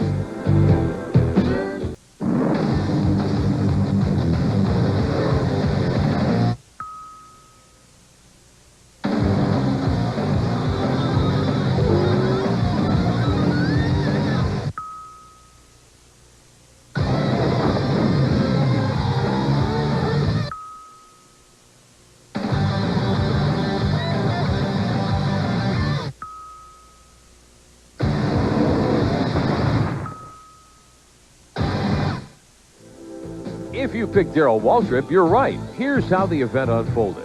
Waltrip and Neil Bonnet and the Junior Johnson cars stole the show from the rest of the pack. They battled back and forth and led all but 3 of the final 184 laps at Nashville. With 2 to go, caution on the Speedway. A crash involving Rusty Wallace in the 88, Bobby Allison in the 22 car, and then Kyle Petty in the 7 all getting involved. Well, after the leader, Waltrip, had already taken the yellow flag, Bonnet zipped around him and was flagged the winner. 2 days later, though, NASCAR ruled Waltrip the winner, saying that Bonnet illegally passed under the caution flag. Who Won is brought to you by Budweiser, the king of beers, with that clean, crisp, cold taste. Nothing beats a Bud.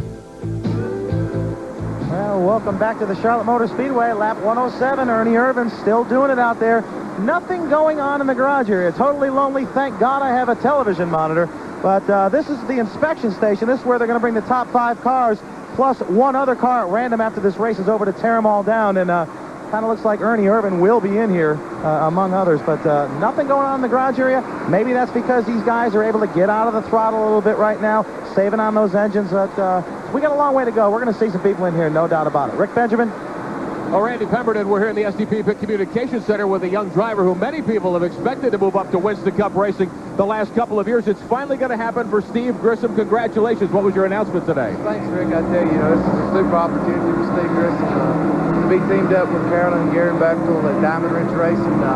They've really took the right steps, got the right people in place, and we're looking forward to 94. You're going to have Mark Reno as your crew chief on a team that's really got some Winston Cup experience. That's true. Mark's going to be the crew chief. Eddie Jones will be the team manager, and running Hendricks Motors, and we've got some of their people kind of in the management part of it. But, something we're looking forward to. Really got the key ingredients there, and we're just going to give it all we got next year. Let's call your new car owner in Gary Bechtel. This is a big step for your operation. You've been active in Winston West and a few Winston Cup races. Yes, we are. We're very excited with Steve's hooking up with us. We're going to try to go after the Winston West Championship next year with John Krebs, and Steve coming on board out here. We're really excited about what we can do. All right, good luck to you, Steve Grissom, currently the Busch Grand National point leader. Hope you can win a championship there. All right, thanks a lot. Appreciate it.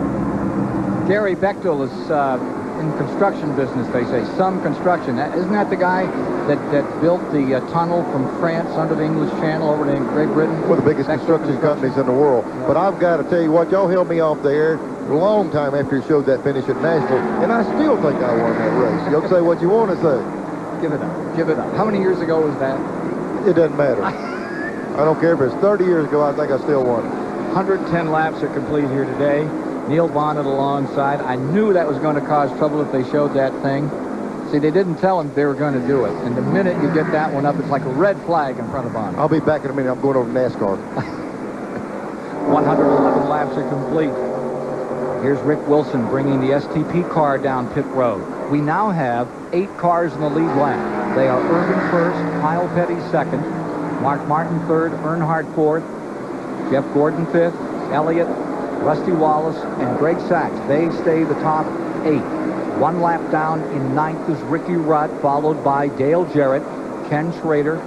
Marlin is in 12th, Lake Speed 13th, Brett Bodine is 14th, Jeff Bodine is 15th, Terry Labonte is 16th, Strickland 17th, Hillen 18th, Trickle and Darrell Waltrip round out the top 20. Jimmy Spencer was just back in the pits. He's gone another lap down. He shows 2 laps away in 21st, followed by Wally Dallenbach, 22nd. And then the Wilson car that we just had on pit road, 23rd. And Morgan Shepherd, Rick Nash, Rich Bickle, Mayfield running 27th, number 95. Michael Waltrip, 28th. And Harry Gant was back to 29th after he had that flow when he had a tire go down on him up in turn number 2. And how he didn't get at the walls beyond a great run. Heilig Meyer's car giving us a great platform to watch Dale Earnhardt running in third spot, closing down. Bobby Hillen giving you these pictures. And you see Earnhardt right down on that stripe, just holds it right there. Your old hunting buddy's looking pretty good, even though he's getting covered over by Ernie Irvin. I tell you, he's looking good. That 28 car. It's hard to believe how he's there's Earnhardt. Stay in that low line right there. Hillen saw him coming. A lot quicker car. Give him that running room. Now the key is to get right back in behind there and try to go with him. You start fighting a lot. Both of you lose ground. Now the deal is to fall right back in behind him and try to follow him and get a little bit of pull for a while. See Hillen drop back in behind Earnhardt. That's the smartest thing to do, to pull over, let him go, and try to go with him. Yeah. 68 car coming down pit road. Greg Saxon, he was in 8th position. He was the last guy in the lead lap. He's coming down pit road. Michael Waltrip right with him in the Penzo car. The country time, 68 is in.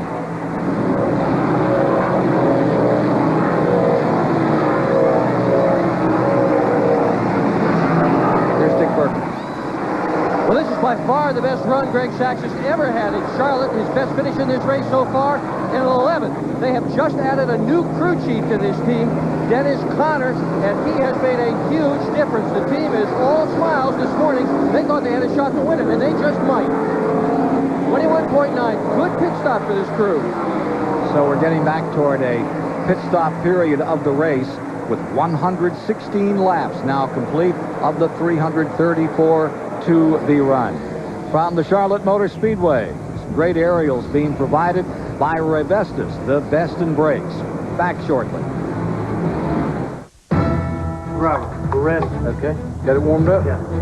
Before a Robert Yates engine makes it to the track, it's torture tested right here. Now let's do it. And there's only one motor oil Yates relies on for complete protection. Haviland Formula 3. The same Haviland Formula 3 you can buy right off the shelf. 215 degrees, 8,700. That's race ready. Haviland Formula 3 motor oil from Texaco. It's running like a winner. That'll get the job done.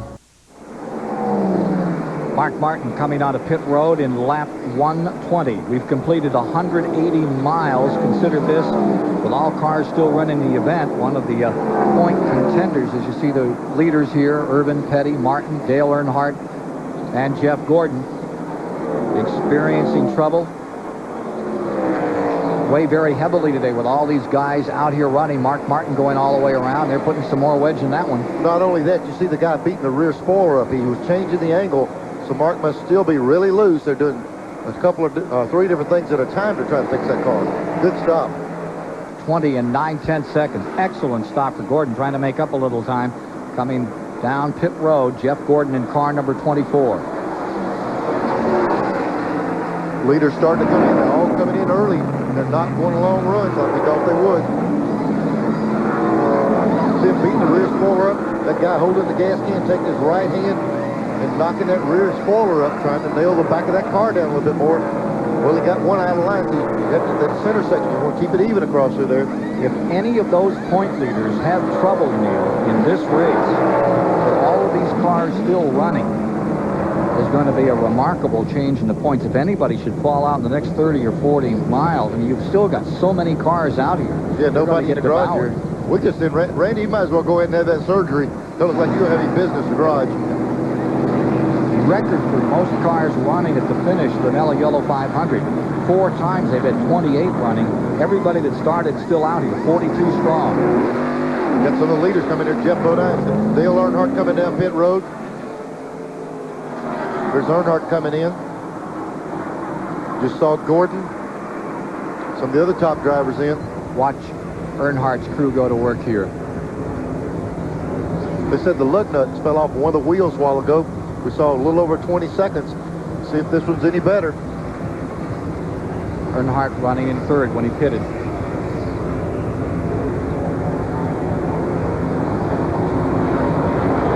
Just a little bit quicker than before, 20.2. Here comes Rusty Wallace. Now he's turning down pit road. Just as Earnhardt goes out, Wallace comes in. 4th place car as he pits. In the Miller Genuine Draft car, Rusty Wallace on pit road, trying to close 72 points behind Earnhardt. either of them have trouble today with the number of cars still out there on the field that could make a dramatic difference in the point battle. Yeah, you got to be running today when this one's over, or you're going to be in trouble. Those two guys have got to be running when it's over. Ricky Rudd on pit road running a lap down in 6th position. He finished the work on Rusty Wallace. Yep, don't think that's wrong. 18.7. I'm telling you, those guys crank those stops out for him every time. Elliott comes onto pit road and almost tags the 5, and here comes Ernie Irvin, the leader. Leader is in. Johnny Hayes. Watch the Jackman on this car. First team All-Pro, the best in the business. One of the top pit crews going. This is the payoff. You have to keep that big lead. Watch them work. They're beautiful. Poetry in motion. Two pumps on that jack. It's up there. Joey Knuckles on that left front. To the guy doing the rear. Jack down. When that jack man lets off that handle, that's the cue. Drop the clutch. He's gone. 18.3. Nice stop. At lap 126. Kyle Petty's team in. Dick Berggren there. Ken, this is not a good pit stop. Petty overshot his pit. They had to push the car back in order to get him lined up. It is going to be a very slow pit stop. Good thing he's got a fast car. This is the same car that led the most laps in this race last year and finished third in it. Petty's gone. Slow stop, though. Dick, not only did the 42 have trouble, we told Bill Elliott came down pit road 32 seconds in the pit. I'm not sure what happened. I see Junior Johnson, the NASCAR inspectors, in a big argument on pit road. Junior and the 11 car and the 5 nearly got ruffled there, and there may be a penalty coming up on car number 11. Let's get one of the pit reporters down there with Junior's crew right off. You can see the debate still going on. That's not a debate. That's an argument, I believe. Ken, I think they're going at it. There's Junior. Yeah, he just crawled back over the wall. When I looked down, Junior was on the other side of the fence, and he was helping with this argument. I'm not sure what's up. We saw him come down. We saw the 5 car. They had to dodge him. That might be the problem. He's trying to tell Junior, I got it straightened out. Looked to me like you're saying, Junior, I didn't get it straightened out. It's your turn. Yeah, but you got to give Junior some kind of an answer, I promise. I tell you what, a story like that, that's where you need Johnny Hayes. Put John down there and see what happened. Here's the 11. That's the Junior Johnson car. John? I wouldn't want to be the NASCAR official down here, buddy. They call for too many men over the wall, but they're in total disagreement. Everybody got back, so you got it on TV. I don't know, but I wouldn't like to be the guy that standing in front of Junior Johnson's mic beam. Well, it looks at the time like they won the battle because I don't see any kind of black flag or anything on the 11 car, so maybe they got the point across. I mean, they head over. We're coming to lap 130 of the 334 to be run. If you're just joining us, nary a sign of caution thus far in the race. 195 miles. Let's look again at this car number 11, the Budweiser car, making its pit stop. You see him getting trapped there by Ricky Rudd coming out for a moment, gets himself in. Now you count them. Trying to count heads here. Henry Benefield coming over with a gas can. They let one guy clean the windshield. That's the only thing I see.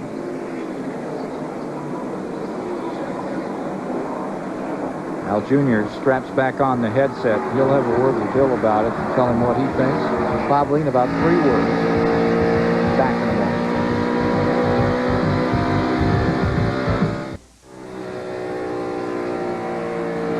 Derek Koch takes you for a 170-mile-an-hour ride around the high banks of Charlotte Motor Speedway during the Mello Yello 500.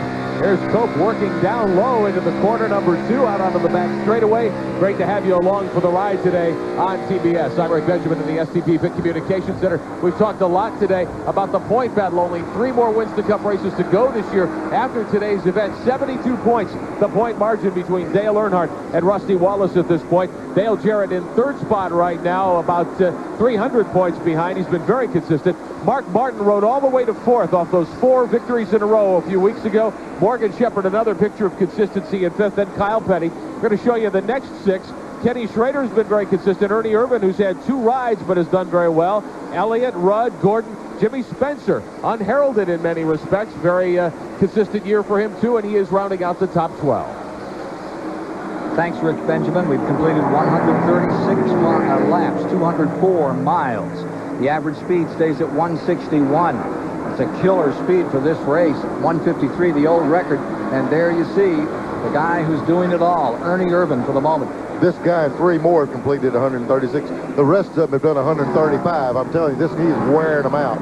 He's getting the whole field just about a lap down at the pace he's running. He has 5 cars in the lead lap. Excuse me, 7 cars in the lead lap right now. Martin, Kyle Petty, Earnhardt, Gordon, Spencer in 5th, being shown in that lead lap. Rusty Wallace in 6th, and 7th, Ernie Irvin. Now that's a weird recall because that's not what it is on the racetrack at all. Those are the cars that they're showing in the lead lap. Now let's go back to how they run. Ernie Irvin first, Mark Martin, Kyle Petty, Dale Earnhardt, Jeff Gordon, Jimmy Spencer, and Rusty Wallace complete the top 7. Yeah, Rusty's the last guy in the lead lap. Here's Dick Berger. Major story on the number 28, the leader, Ernie Irvin, Ken Squire. He started missing about 2 laps ago. They switched ignition boxes. It has not helped. The engine still missing. That's what they were worried about before the start of the race, the engine. Well, I tell you what, Dick, he's still cranking out some fast laps, but if he's calling for a miss in that thing, there must be something wrong. But that thing of Yates might be just as good on 7 as the rest of them are on 8. It certainly appears that way. I think they're trying to psych him. I mean, he's drawing away from everybody out here. Here's Johnny Hayes. We've had a major weather change. It was hot and sunny. Now it's cloudy. Temperatures dropped about 10 degrees. I used to own a Winston Cup car. Benny Parsons drove for me. We almost lapped the field in the first half of the race here. Turned cloudy. We had trouble holding on to the lead lap. Pit crew's going to have to get real busy. I'll tell you what happens when something like this does occur with the overcast coming in. Sometimes you'll see a different cast of characters go to the front. A guy's car that was too loose a while ago now might get too tight in this cloud. So we'll have to see if anything changes with the leaders moving up through the field.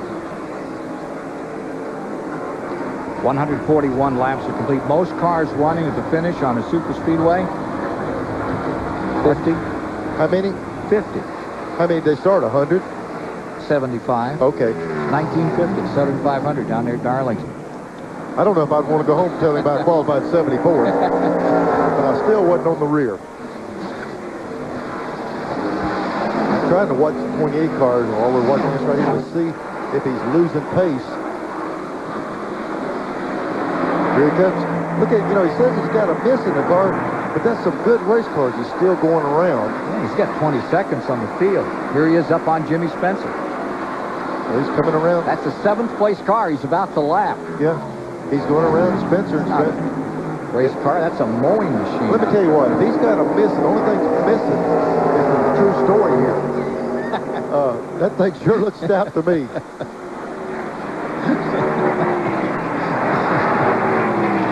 Mark Martin's 2nd spot. Kyle Petty is 3rd. Jeff Gordon is set on the pole, is back in 5th position. 500 miles the distance. Oh, we got a car in the wall. Coming off 4. Sliding, spinning, and he's all the way around in that Raymock car. Collecting the wall a 2nd time. First caution of the day comes at lap 143 of 334 to be run. Caution out for the first time. Boy, Rusty Wallace was right on the verge of being lapped. The 12 has beaten the 28 back to the line. 28 had to live. 12 beat him back. Also, it was the 12 and the 2 that got a reprieve with that caution. Rusty was fixing to go down, but that's what it takes for a championship. Good cars, good luck.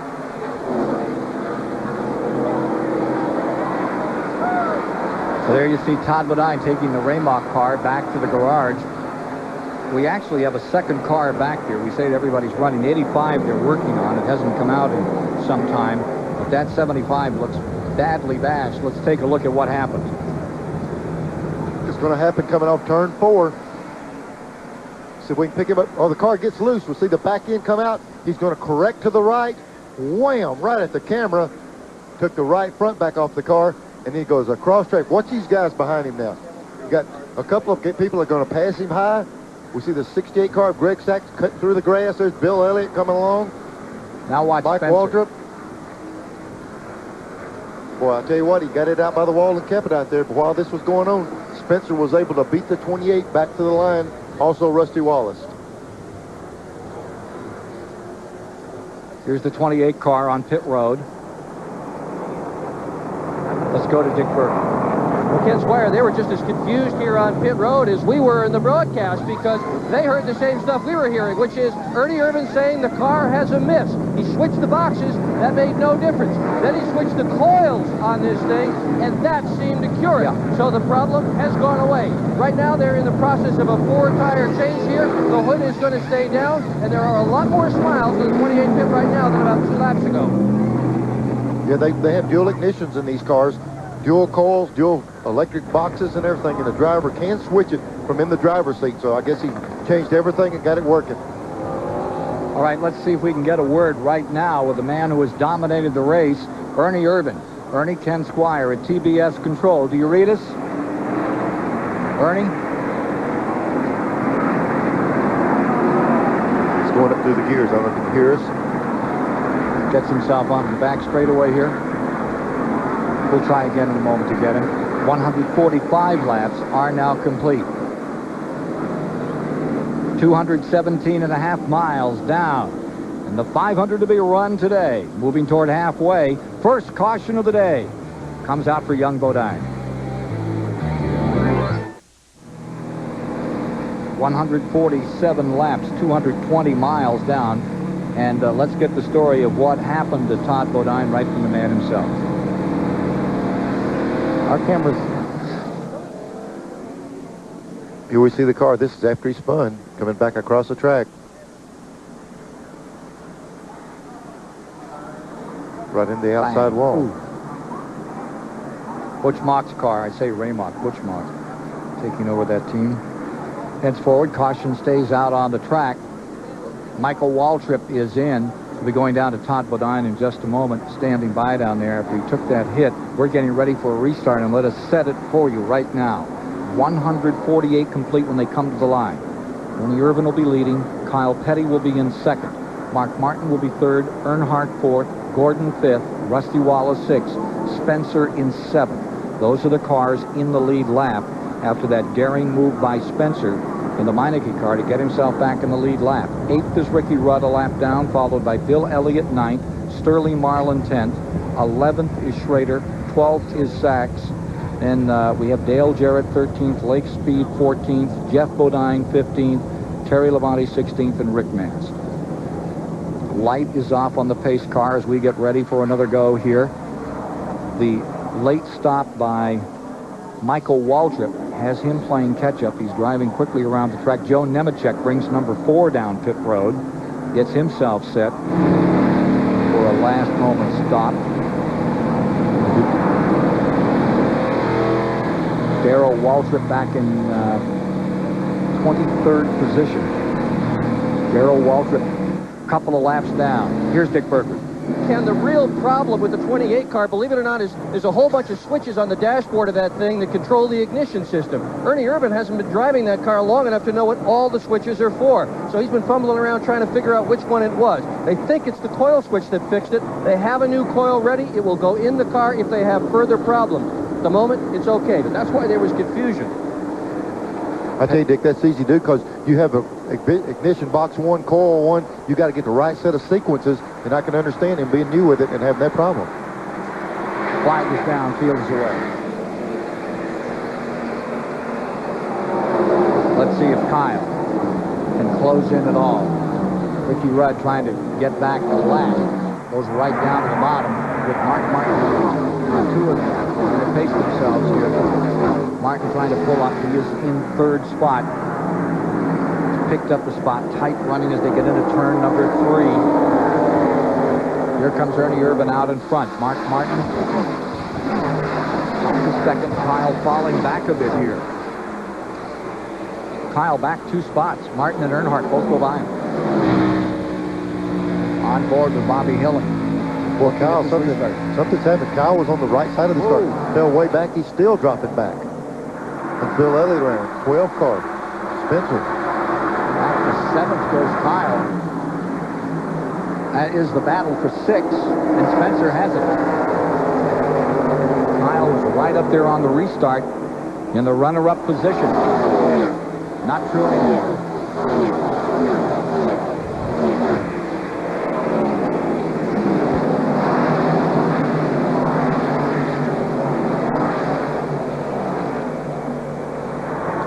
still falling back.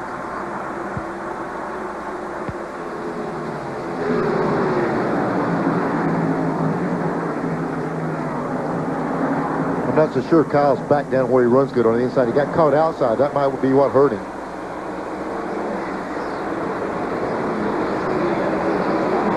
Now take a look at your favorite car here as they go into turn number 1. Actually out of that dog leg and into one. Meanwhile, back straightaway. Ricky Rudd in 8th position, trying to get that lap back. Forms his own team next year. Very close to announcing a crew chief. Here's Earnhardt to the outside around Mark Martin. Back to third, to second storms Earnhardt. Martin falls to third.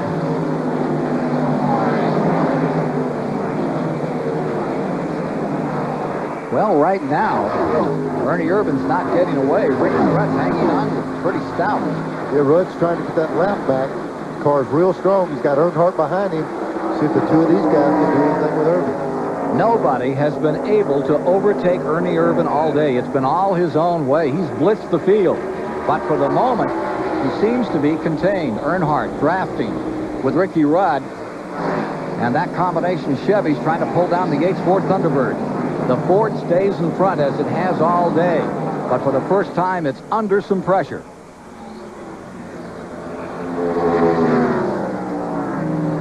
Ernie Irvin in front. Ernie, you've adjusted to your new ride faster than anyone could predict. Basically, I think a lot of it revolves around it's such a good race team, and I got a lot of experience, a lot of the tracks, that when you get, those things together, then it doesn't take long. Larry McReynolds has really done a great job of working with me and just giving me the right setup so when we get there, we don't change much. So a lot of that probably revolves around all the testing he did with Davey. Back straightaway, Earnhardt has moved around Rudd, and now he's ready to challenge. Rudd falling back, trying to make up that lap, but now he finds himself about 15 car lengths behind, and here comes Earnhardt moving in. Is anyone going to overtake Ernie Irvin here today? We could find out on the next 5 laps. We're at lap 156. Closing in on the halfway mark. 234 miles are now complete. The 28 has led every lap but one, but that was because of the cautions and different things. But I tell you, he's led every lap. No one's been able to take that lead away. That race summary is going to be a short summation. All Irvin and 1 caution. Speed stays at 153.296. That's about where the record is. They can build from here. Now Ernie Irvin draws away. See it build back to 10, 12 car lengths. That's the way he was able to do earlier in the race. Just gradually pick a little bit of distance on him. Earnhardt really drives down hard at 3. Gained a little bit of ground there, but the 28 is strong up off that corner. See Earnhardt close it up going in the corner. 28 stretches it down the straightaway.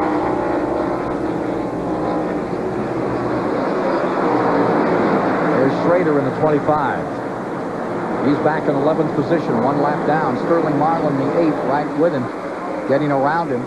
Kyle Petty's 42 is in 7th, and he still seems to be stumbling a bit here. Yes, fell back a little bit. Here we see the leaders again. See Earnhardt close the gap as they enter the corner. He's able to close down a little bit, and then the 28 car front can pull him just down the straightaway enough to get that distance back. Let's follow him around again. That seems to be the characteristic. Earnhardt getting in the corner hard here, can close up a little bit of ground, and watch this 28 when he comes up this back straightaway. And you know why Earnhardt is pressing so hard as we come toward halfway. Leads 5 bonus points. Watch the distance right here as they enter the 3rd turn. You see him try to close it down going in. See, close that gap up going in the corner through the middle. And then he's been losing the distance back down this straightaway. Yeah, it's critical. He'd like to lead a lap for that points battle, just like Rusty Wallace is wanting to get up there if he can and lead every point. So we're coming up on a lap car right here. They'll the 28 up a little bit, a critical spot. See Earnhardt close him up. That little bit of lift off the throttle, put him right on him. Earnhardt to the inside, desperately wanting There aren't many bonus points. Most laps led will give you 5 points. Leading any lap would give a guy 5 points, but only 5. Coming down to the line, they're side by side. Here's Earnhardt trying to get him. Oh, I don't think he made it. He was there. That's for first place. Keep in mind when we watch this about Got the lap, it's not scored at the start-finish line until the checkered flag. The scoring is done off of turn 4 at the line up until the last lap. So he's got to lead back around this lap. Indeed. Good point, and he's coming around this time. It's right as you come off 4 until that last lap. Or, in the matter of scoring them. Right there. Right there. Just as they went across, the scoring stand is down there. All scoring's done there until the last lap. Except if you're making up a lap. Yeah, if you're making a lap at the start-finish line. 18th race that Earnhardt has led this year out of the 26 previous. We're in race number 27. Maybe we need to get Dick Berger or somebody back in the 28 pin and see if that miss has come back, or has Earnhardt picked up the pace. Earnhardt leading for the first time this afternoon. Irvin in second. This race with this many cars running, we only have 2 cars back. The Butch Mock car, Bodine in the 85, and let's see where the 85 is. We need to check on 85. I think Sauter has come back out many laps down, but he's running, so only one have fallen out. If either Wallace or Earnhardt have a problem here, it would make a major difference in the point battle. 3 races to go. Rockingham, North Carolina, then Phoenix, Arizona, and finally November 14th, Atlanta, Georgia. Now there's Rusty Wallace, who is running in 5th. Remember, he is running in the lead lap. Earnhardt, Irvin, Mark Martin, Jeff Gordon, Rusty Wallace make up the top 5. So what do you think? Ooh, look at this. Right back comes Ernie Irvin another time. For first. Yeah, I was wondering if he had a miss or something. It looks like that thing's not missing much. He's coming back. Let's go down to Johnny Hayes. Yes, I just talked with Robert Yates. He said the car still has a slight hesitation or miss, plus the weather conditions made the car start pushing. The cloudiness is making these cars push, and so it has affected them somewhat. That might answer for the reason that we've seen people be able to stay with a 28 more so than the first of the race. At the first, nobody could touch him. Now take a look at the top 5 and the interval between them as they come around here. Irvin going back in front and stretching to a 10-car length advantage. Earnhardt stays in second. Now let's look back and see what the difference is. 165, 166 complete. Next time by, it's 10 laps to halfway. Well, there you see the interval from the leader, Dale Earnhardt, back to Rusty Wallace. We'll have more from the Mello Yello 500 in Charlotte after these messages.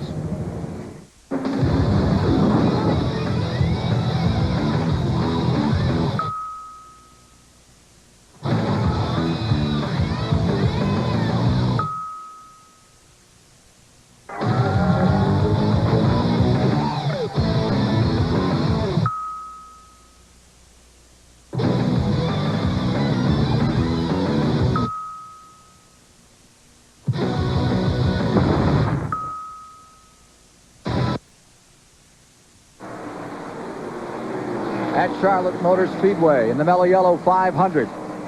You're watching Ernie Irvin battling with Dale Earnhardt. And what a contest it is at the mid-distance of this 500-mile, 334-lap contest. Battle continues around the track, and at this point, it's a Ford-Chevy contest. The rest of the race is very stable for the moment.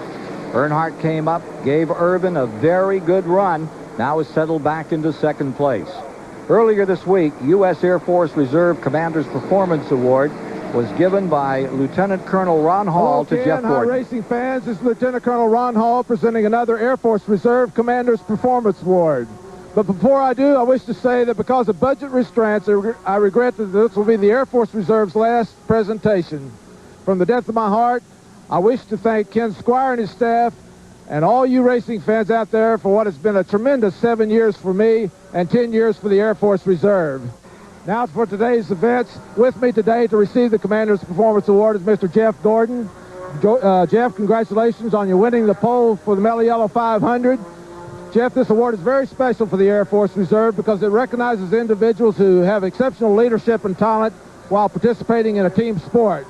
Jeff started racing at the age of 5. He's come up through the midget circuit into the Grand Nationals. Now he's in the Winston Cup. Jeff, the Air Force Reserve is excited about your future. Please accept this award on behalf of the Air Force Reserve. I'd just like to thank the Air Force for their involvement in racing. I think it's very exciting. I'm very honored and very proud to receive this award. Thank you. Good recipient, Jeff Gordon, running fourth at the present time, set on the pole at 177 miles an hour, the 22-year-old from Pittsburgh, Indiana. He's just behind Ernie Irvin, Dale Earnhardt, and Mark Martin. Pretty good company for a kid from Indiana these days. Hoosier now out of Indiana, originally California lad. There's Roger Penske, Don Miller right to his right, and Don Miller, of course, the man who is directly in charge of car number 2. Roger Penske overseeing that car, and I'm sure he's giving some instructions up there. Hey, I tell you what, that's just like Roger Penske. He could have any seat in the house, and he's standing up on the roof watching his race car run. Well, if the race ended right now, with Earnhardt second and Wallace back there, Dale would gain 20 points, Wallace in 5th, and that would stretch that lead back to 92 points. But we're at half distance, and there's a long way to go in this one. As they say, something's got to give. You can't have these many cars running this. Why do you feel, Neil, that we're not seeing the kind of attrition that we've seen before? We've had one car in the wall, no engine problems to speak of. We've had this little rumor about that car number 28 out in front, but they're not blowing them up today. But that's electrical with a 28. Ken, these motors, the last 2 or 3 years here, you've been able to hold the car almost wide open. You drive it so deep in the corner, barely roll out of the throttle, get back in it. You were really abusing the motors. In turn, they built stronger and better pieces for the cars. This is actually easier on the motor. You've got a motor that's been built into, tested and built into one level of competition, and then you back that strain down on it so they're just more bulletproof than ever. I don't know if we're going to see a lot of attrition. Now, again, if you're just joining us, the minimum front air dam has been cut from 3.5 inches up to 5 inches. The rear spoiler, that's down from 6.5 to about, 5.7. And the minimum roof height is up an inch. And that's what they've done to try to bring these cars back, to get them more in the driver's hands. And they're having to lift a little earlier off those throttles and ease into them a little more gingerly into these corners. And the big story here is it seems to be saving motors. Yeah, it's just not abusing them as much. Just pound, just lay it on the floor, just smash it hard as you can, drive it deep, get off, just slam the pedal to the floor. They have to use a little more finesse with how they work that throttle. Here's Randy. Talk about the lack of attrition, guys. Todd Bodine, of course, involved in that one-car accident. He did come up and speak with me. I said, what happened? He said, I flat lost it. He's small in stature, but it takes a big man to admit that they lost a race car. So that goes back to what Ken, you and Neil were talking about. No engine failures as to right now. Todd Bodine simply lost the car. No other related problems in that accident. So that's it. Just one car back here. Jimmy Sauter was here earlier. They broke the shock mount. He was back out. Derek Cope giving us these pictures, traveling over 160 mile per hour average around the Charlotte Motor Speedway, tending right to his knitting. Here's Rick Benjamin. Well, Ken Squire, we've been racing now for about 2 hours, and we've noticed the conditions have really changed a lot here at the Charlotte Motor Speedway. We've talked about that in the last few moments. Johnny Hayes describing for us what it does to a race car, how it'll tighten up a race car. It's gotten very cloudy here. We went over to the NASCAR trailer where they keep a very close watch on the weather conditions. It's gotten very cloudy. A front has moved in, but they say there is no threat of rain. There are no thunderstorms in the area. It's cooled off, and it is darker now, but there's nothing to worry about in terms of getting the rest of the race in. So really, it's a matter of crews having to adjust to slightly different atmospheric conditions more than worrying about rain today. 25th position was Cope, running a couple of laps down with 180 of 334 now in the book. 24-degree banking, 1,500-foot straightaway, main straightaway, 1,300 feet in the backstretch. And right here, where you peel off into turn number 1, considered the quickest part of the course. Ernie Irvin continuing to dominate. Here you see the 25 car, Ken Schrader fighting with Dale Jarrett. That is a struggle for 10th position. Dale Jarrett had a bad qualifying time, trying to make up for it now. And closes in on Schrader. Struggle for 10th.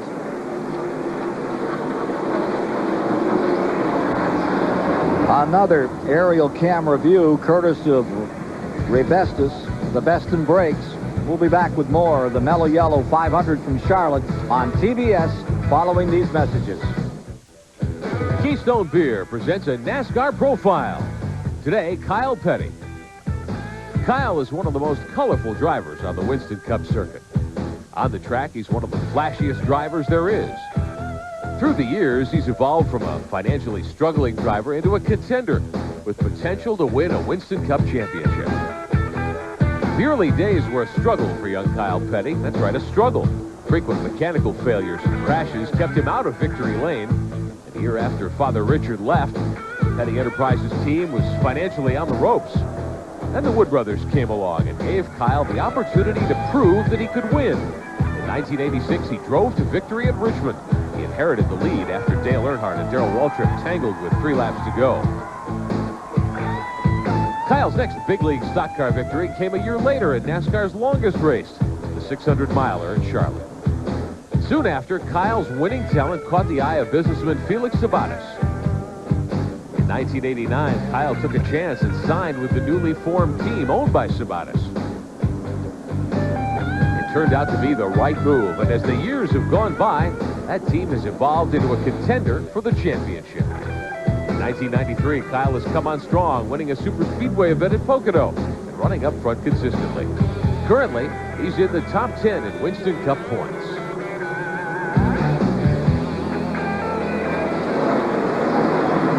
Kyle Petty in 6th position here as this record crowd looks on at Charlotte Motor Speedway. Sold out weeks in advance. Big crowd out yesterday. Estimate was around 70,000. Looks like you can double it today. Infield packed, those grandstands mobbed. Everyone out to enjoy a great day of racing. We get down toward the end of the season. Rockingham coming up. Then they're out to Phoenix, Arizona, to Buddy Jobe's great facility in which they've done so much in improvement. And then Atlanta, Georgia. Second week in November will decide the 1993 campaign. There's a big announcement today that Toshiba is going to put up $1 million challenge in that last race if a driver can capture that 500 on November 14th from the pole position and win the Winston Cup Championship down to a couple of guys.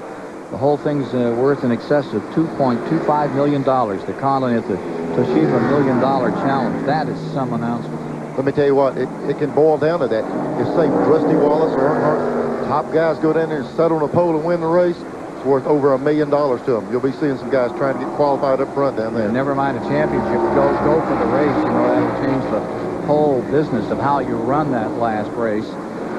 Ernie Irvan here today has led all but 4 laps. You think he could get close to that? He'll take it. He'll try. He would try for it, but he's not up in the points close enough for a crack at the championship. There you see the car number 7. We just amble back through the field here a bit, and that is Jeff Bodine. He's running 18th at the present time. Again, showing up in the colors of his own team, the late Alan Kowicki. A little slide there as he came out. Yeah, that's why he's back a little bit. Some of the guys are hitting it right. They're not slipping. The rest of them are sliding. Earnhardt in 2nd spot as we just amble back through the field and show you how they're running. Earnhardt in 2nd spot to Ernie Irvan as we fade back through here. 1st to 2nd's about, 2 7/10 seconds. And there you see Mark Martin, and he is 3rd overall in the race. Martin running 3rd spot, just a bit further back. Remember, we're at lap 192. Got to run more than 300 laps, 334 to make the distance today, so still a lot can happen.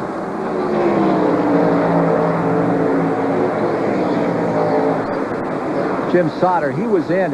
He's running about 30 laps down, but he's back out here. So there's only one car that's officially retired with Sauter back on the track. Then comes Ricky Rudd. He's driving the number 5 Tide car in the 8th position, a lap down. Gave it a good stout run up at the beginning of this race and tried to overtake Ernie Irvan. Then in those pit stops, got caught, and he's running from a lap down at the present time. Looking further back there, you've got Jeff Gordon in 4th place, our pole sitter, having a very good day. Bobby Labonte's been closing on him in that rookie battle, Neil, but right now it's dramatically the other way. Bobby Labonte's back in 33rd. It's the first Mello Yello 500 he's ever ran. Got quite a run going.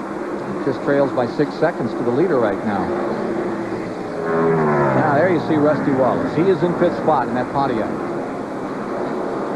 Roger Penske a moment ago looking on.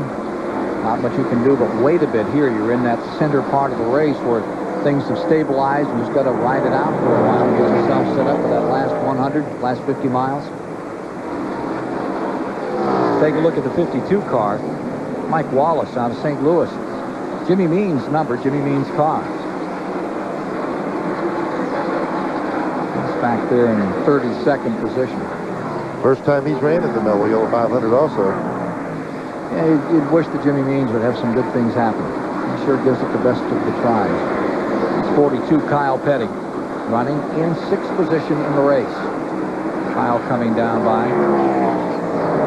And directly behind him is the Chad Little car out of Spokane that's several laps down. Running in 40. And closing up in here, Mark Martin coming after Earnhardt in the 3. Second spot. Challenge. Earnhardt there. Martin coming after. When you talk about great performances, Irvin having led all but 4 laps today. Back to some of the great performances like Fireball Roberts when he led all the way. 250-mile super speedway race out in California. He used to run at Hanford way back in the early 60s.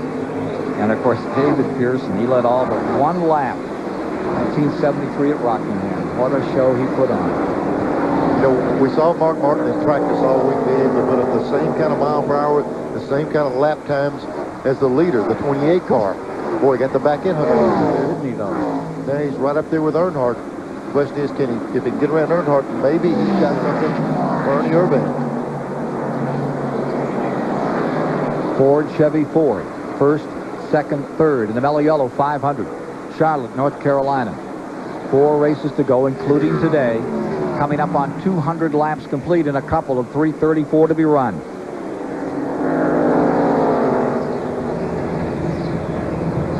See him going around some lap cars, so Earnhardt work off right down the front straightaway. Mark Martin directly in behind him. When you have to go around one of these lap cars, if you clear him before you get the corner, it makes a big difference. Earnhardt was able to clear that car. Mark Martin had to go around him and look at the gap open up. Just a little bit of not being able to use the bottom of that track cost him about 6 positions. Bobby Hamilton. 6 car lengths, I'm sorry, Neil. Lap car on the inside. Bobby Hamilton there, Neil. Keeping it tucked down, let him get through. We'll take a commercial break right now as Ernie Irvan continues to stomp and storm through the field here this afternoon at Charlotte. More of the action coming up shortly. Gentleman places his right arm under the lady's left shoulder blade, opposite arm in the air, and... Slow, twist. You could be watching the news right now. Headline news. A whole day's news every half hour. Folks, I want to let you see the Michelangelo of a drill press. This is 73-year-old James Luter. He's been around this thing from day one. He's 5 times all-pro, best machinist in the world.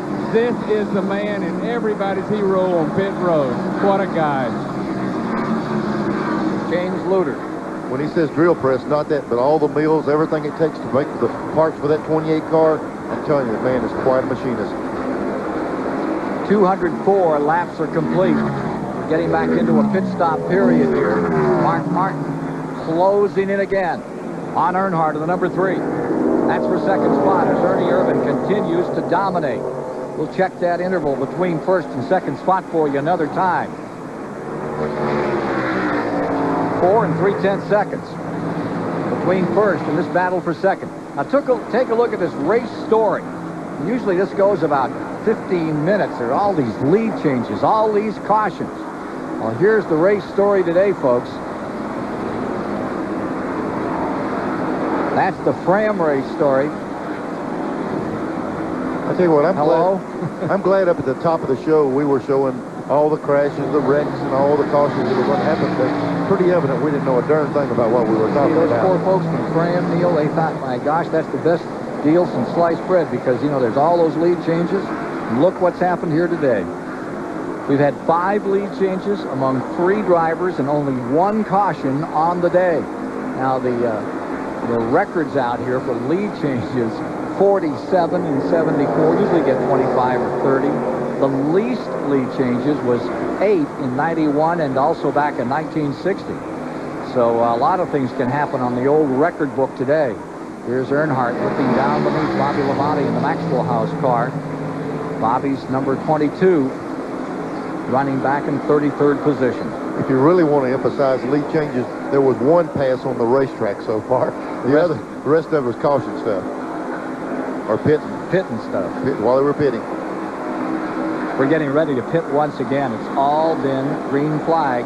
And those pit crews, that's going to make the difference in this one. Instrumental all the way through this Mello Yello 500. The story has been told on pit road as much as on the track. Here comes Jeff Gordon down pit road just as we're talking about this. The 24 car just turned into the pits. 4th place. The sun has popped back out. Spencer's coming in behind him also. The sun's out again. It's going to change the complexion of this race. Spencer, 7th place on pit road. Meineke car, the DuPont car, both in. Looks like the lemming instinct. They all come in here, follow each other right onto pit road. Once the word was out that Gordon's in, now you've got the 68, Greg Sachs, pulling onto pit road. 14 car, the 1, the 44. Rick Wilson's in. You can't afford to stay out there on old tires when someone else has new ones. They're so much quicker that they'll just be picking up seconds on you all the time. And then when you come in and stop, they've made a tremendous gain on you. Greg Sachs running in 15th position. There you see Rick Mast, the number 1. He's running in 17th, a couple of laps down. And here comes leader Irvin back on pit road for the Robert Yates team. Johnny Hayes is there in the Haviland, Texaco pit area. And let's watch this phenomenal pit crew go back to work to try to keep Ernie Irvin up front. The 3 car just parked about 6 pits behind him. We got them both sitting on pit road. Johnny Hayes. I want you to look at the size of the rear tire changer, 6 foot 8 inches. These guys just do it smooth as glass. They know how important it is because they also know how good Dale Earnhardt is. Okay, Dick.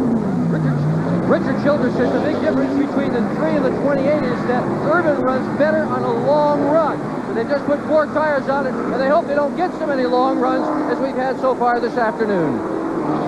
Dick, while you were saying that, we was watching both pit stops. It seems as though Earnhardt's guy picked him up about a second on the stop. We'll see what that does on the racetrack.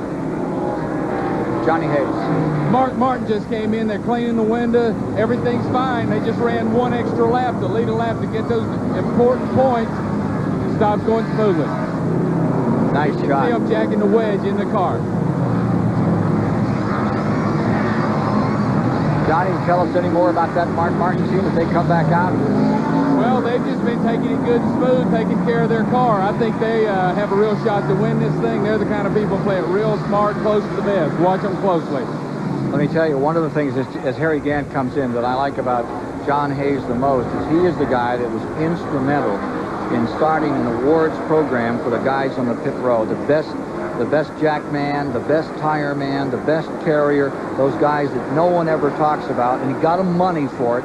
He gives them a banquet once a year. He got some of the folks he's involved with, and they vote among themselves. All the crews vote, so it's a vote by your peers, and it's a heck of a program, and we kid a lot about Johnny Hayes, but seriously, when you talk about racing, nothing happens without those guys in the pits, and it was this fella Hayes that put that program together, and it probably is as meaningful as going to the Waldorf Astoria for the drivers that come December in that banquet, this little banquet in Charlotte. For these guys that are on the wall, get dirty 4 days a week, work 7 days a week on these race cars, it's a very special thing. Johnny, when they go there, what kind of, you serve them a big meal like always? Oh, yeah, we take real good care of them, give them pretty trophies, let them bring their wives, their mothers, and dads. It's probably one of the highest emotional events we ever do because it's great to see some of these big old roughed up crew guys cry, and they do actually cry when they get that award. See, he likes to get everybody emotional. He'll either work on you or he'll work on me, but he loves to see people get emotional. I wish I could win. I'd bring my dogs and cats and everything. He's letting everybody go. 214 laps are now complete of 334 at the Charlotte Motor Speedway. It's still Ernie Irvan out in front. Ken Schrader is on pit road. We'll be back with more of the action of the Mello Yello 500 on TBS after this.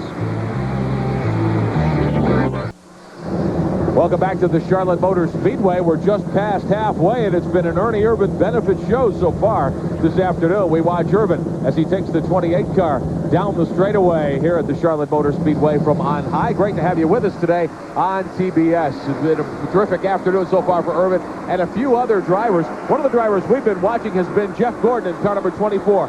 Gordon picked up his first pole position of his Winston Cup career here this weekend, and he did it with a slightly different motor. Rick Hendrick, the team owner, asked that a B&R engine shop motor be put in the car for qualifying. Normally, the Hendrick team builds their own engines for the Jeff Gordon operation. Well, the B&R motor went in there. It took Gordon to the pole. They're racing, though, with a Hendrick Motorsports engine in the car today. Racing very well. Jeff posted in 4th position the last time we checked a short time ago. Also, there is concern perhaps in the Rusty Wallace organization. We had a call a few moments ago that Wallace might be losing something in the way of fluid on the track. We're checking that out now. We'll see if there's any problem in the Wallace automobile. But meantime, Ernie Irvan is setting sail. Dale Jarrett is on pit road. They've got the hood up. That is never a good sign on the 18 car. Got the air cleaner off of that automobile's motor, Neil Bonnet. Yeah, it looks like they're working. Usually when that's happened, they're back there working their ignition system. The air cleaner actually covers over the distributor and everything. I don't know. It looks like they might be taking the carburetor loose on it. They've got a carburetor ignition problem. They say they are taking the carburetor loose. I saw them throwing rags in there to soak up the fuel as they take that stuff loose. So there's the new carburetor. That one coming off. Matter of fact, he's waiting on a new one. Let's go down to Johnny Hayes, see what's going on with the deal.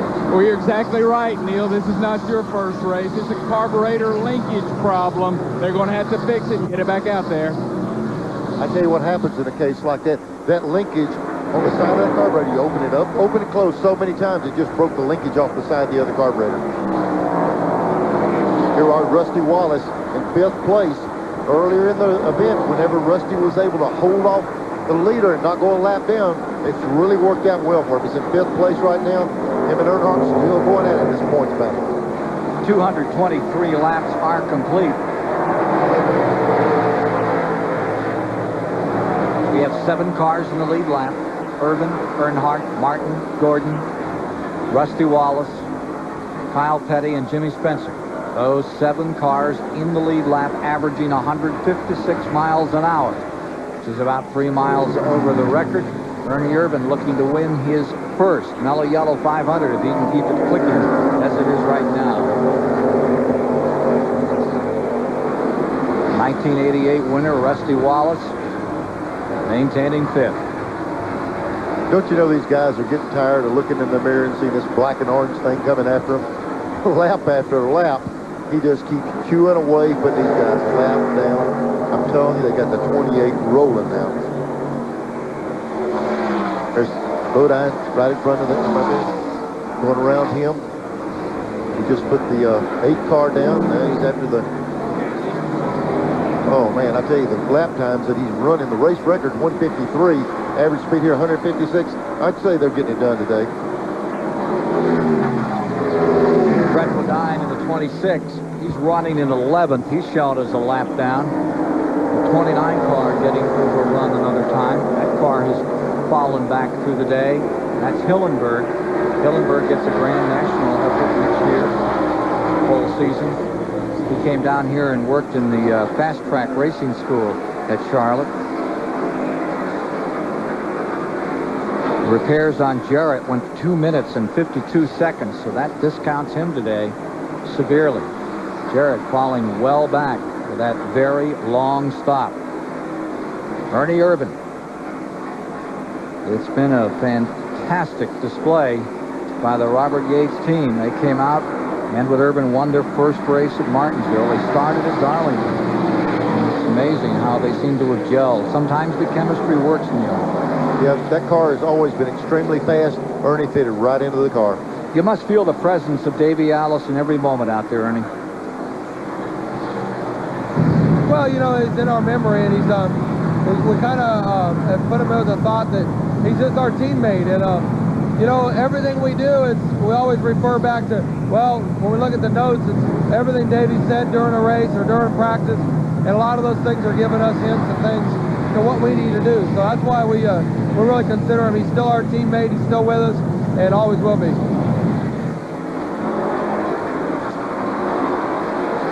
68 is on pit road. For more of the story on Greg Sachs, let's go down and see what's happening there. Again, he's got an ignition problem. We've been working on this car behind pit road. Here is the real problem. This is the rotor. This thing is supposed to be attached here. It's not. They're going to move it behind the wall and try to get that distributor squared away. Boy, you talk about a shame. That thing with Greg Sachs, the 68 car ran the best run they had, I don't know when, really running up front, doing a good job. And that piece right there cost about $1.95. Knocked him out of this race. It's going to take a while to change that. It's a $1.95 piece that usually gets you, right? Yeah, you know, sometimes you just don't mind when it blows up and slings the rod and the crankshaft's on the ground. When something like that breaks, it's almost enough to say the wrong thing. Interval between first and second now stands at 7.7 as Ernie Irvan continues to steamroll the competition in Winston Cup racing. It's been the most dominating performance of any driver in 19. Oh, he bobbles a little down there and gathers it back up. For just a moment, the Haviland Texaco car got really loose. And Ernie Irvan picks it up, keeps on steaming. Irvan first, Dale Earnhardt in second, Mark Martin is third, Jeff Gordon is fourth, Rusty Wallace fifth, Kyle Petty in sixth, Jimmy Spencer is seventh. A lap back, Rudd is eighth, Schrader ninth, and Bill Elliott is 10th. Stay with us. Action more to come from Charlotte.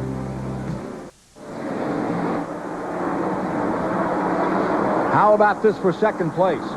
235 laps complete. Earnhardt again being pressured by Martin. The number 6 of Martin comes to the inside as they go down to turn 1. You see Mark down on the inside, Earnhardt outside.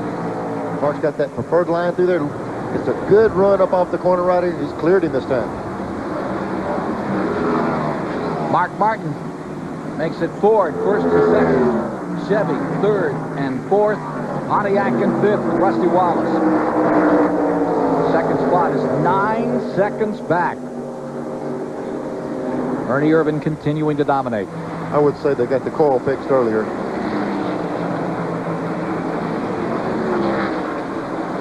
So there's Martin leading Earnhardt. They had a real war going early in the season. Mark Martin took a lot of exception to Earnhardt. He's in the press.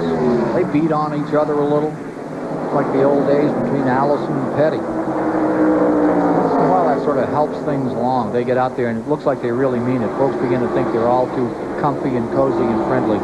Not very friendly out there, that 63. Well, I'll tell you what, you know, this sport grew out of those dirt tracks and those short tracks, racing, a little feuding here, a little fighting there.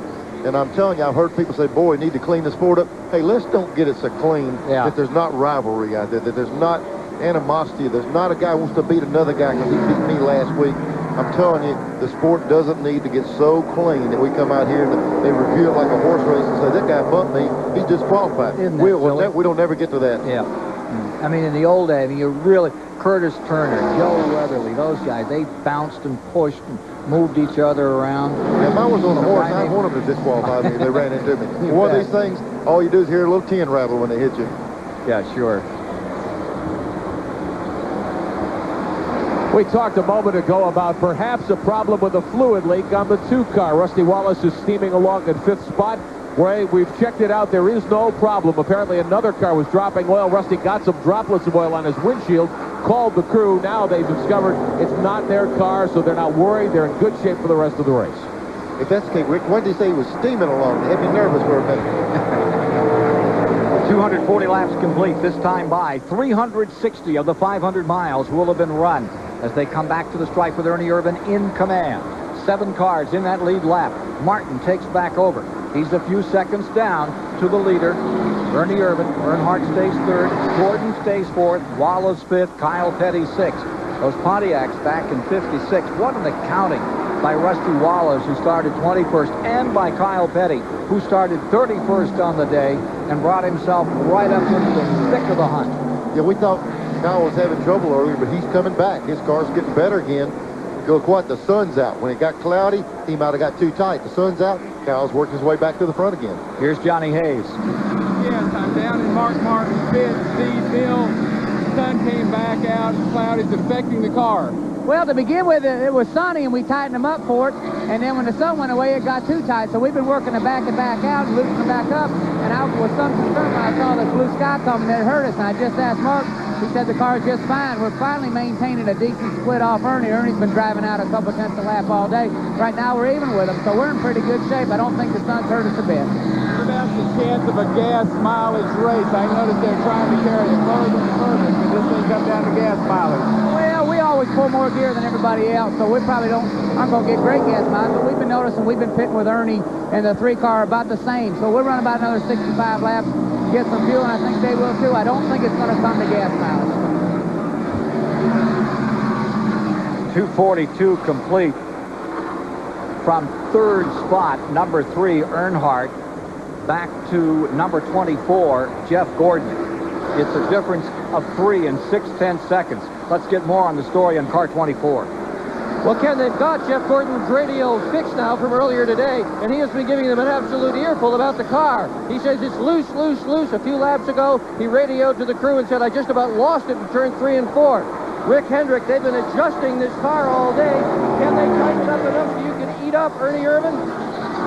That's a pretty tall order, eat up Ernie Irvin today, but, you know, when the sun was in, we were pretty close. Now, sun back out, we need to tighten him up.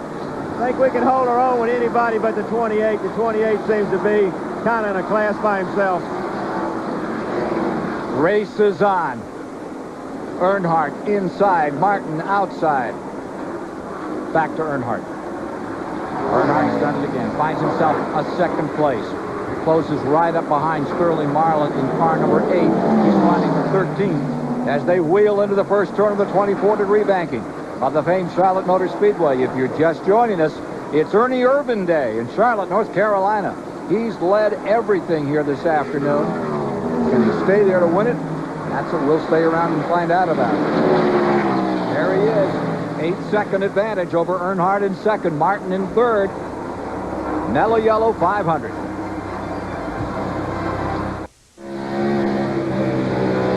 Coming up on 250 laps, 375 miles with Ernie Irvin in front, Dale Earnhardt second, the Mello Yello 500.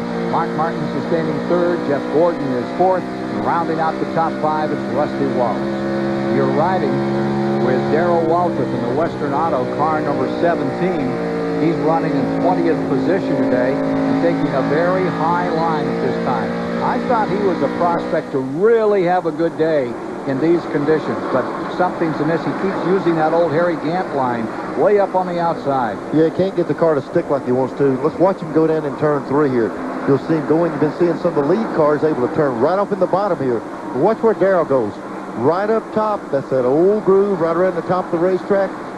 Real close to turn 4 coming off right up by the wall. What do you get up to? What do you get up there? You get scared. You get that close to the wall to get your attention. But I'm just telling you what happens when you got a loose car, you have to run the car higher. You pinch it down, it even gets looser. So Darrell's running a high line because his car's a little bit loose. Yeah, so he doesn't have a whole lot of real estate left out there when he comes off that corner. And this is the corner right here. Still running about 185 miles an hour. Roll out the throttle right up here. So I might hit this thing. Let's turn, crank her back left, and then watch how this wall juts out right here. Comes off that corner, you feel like you're gonna run straight into it. Matter of fact, I have. So let's don't look at the windshield anymore. You look at anything else? I mean, check out anything? Section 3 had some interesting sights before. C section up there in the top. Here's Dick Berggren. I'm with Buddy Parrott on top of his pit box. Now, for a car that wasn't supposed to run today, you guys are looking pretty good. Can you adjust this thing to pick up some more spots still? Well, I really don't know, Dick. You know, the thing is, you know, we came over here qualified about 3 or 4 or 5 tenths off the pole, and we've got this thing down to about 2.5, 3 tenths, and we're going to make some adjustments on the last pit stop. we're real fortunate on that one caution to stay in the lead lap, and we'd like to get one of those 5-point bonus deals, but you know, I don't know. It's just we're going to work hard at it. The guys having excellent pit stops. Rusty's driving a smart race. He knows right now if we can come out of here with a top 5 finish, we're going to be real happy. Did you hear that? Every single element of a team was mentioned in that little soundbite. Yes, indeed. You can't overlook that crew chief. I really like Buddy Parrott. I think he is a good guy. He gets down to basics. There's nothing too fancy about that stuff. And sometimes, remember when Roger Penske brought those cars down years ago? And he tried so hard, and he just didn't have any success. And they were sort of that leading edge technology. You get Buddy Parrott, and you get 3 squares a day, you get a pretty solid race car, and it pays off, as it has for Wallace. You know, Wallace would be in it. He hasn't had as many DNFs as Earnhardt, but when he's had some DNFs, they've been big time. I mean, that awful crash that he had at Talladega, the troubles that they took, all those kind of things have been really difficult because they left him way back in the numbers where you couldn't get the car back out and run for position.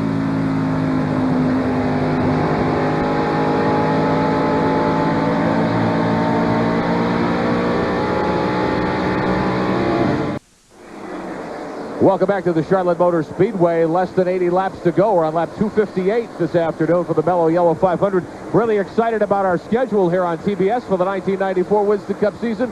We'll be back at Charlotte for 2 dates, at Richmond for 2 dates, and back to Pocono next July. Hope you'll join us for the action. One of the cars that's had some mechanical problems, there haven't been many this afternoon, the number 20 Dick Moroso car being driven today by Bobby Hamilton, the FINA automobile. They've had plug wire problems. Let me show you this.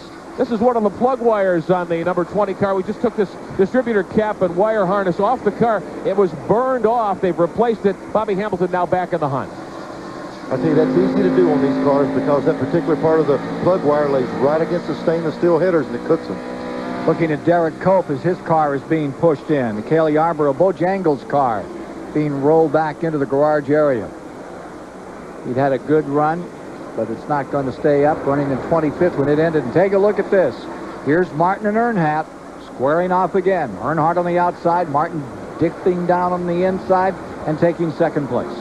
You realize if Ernie Irvan wasn't in a race of his own, we got a heck of a race going right here.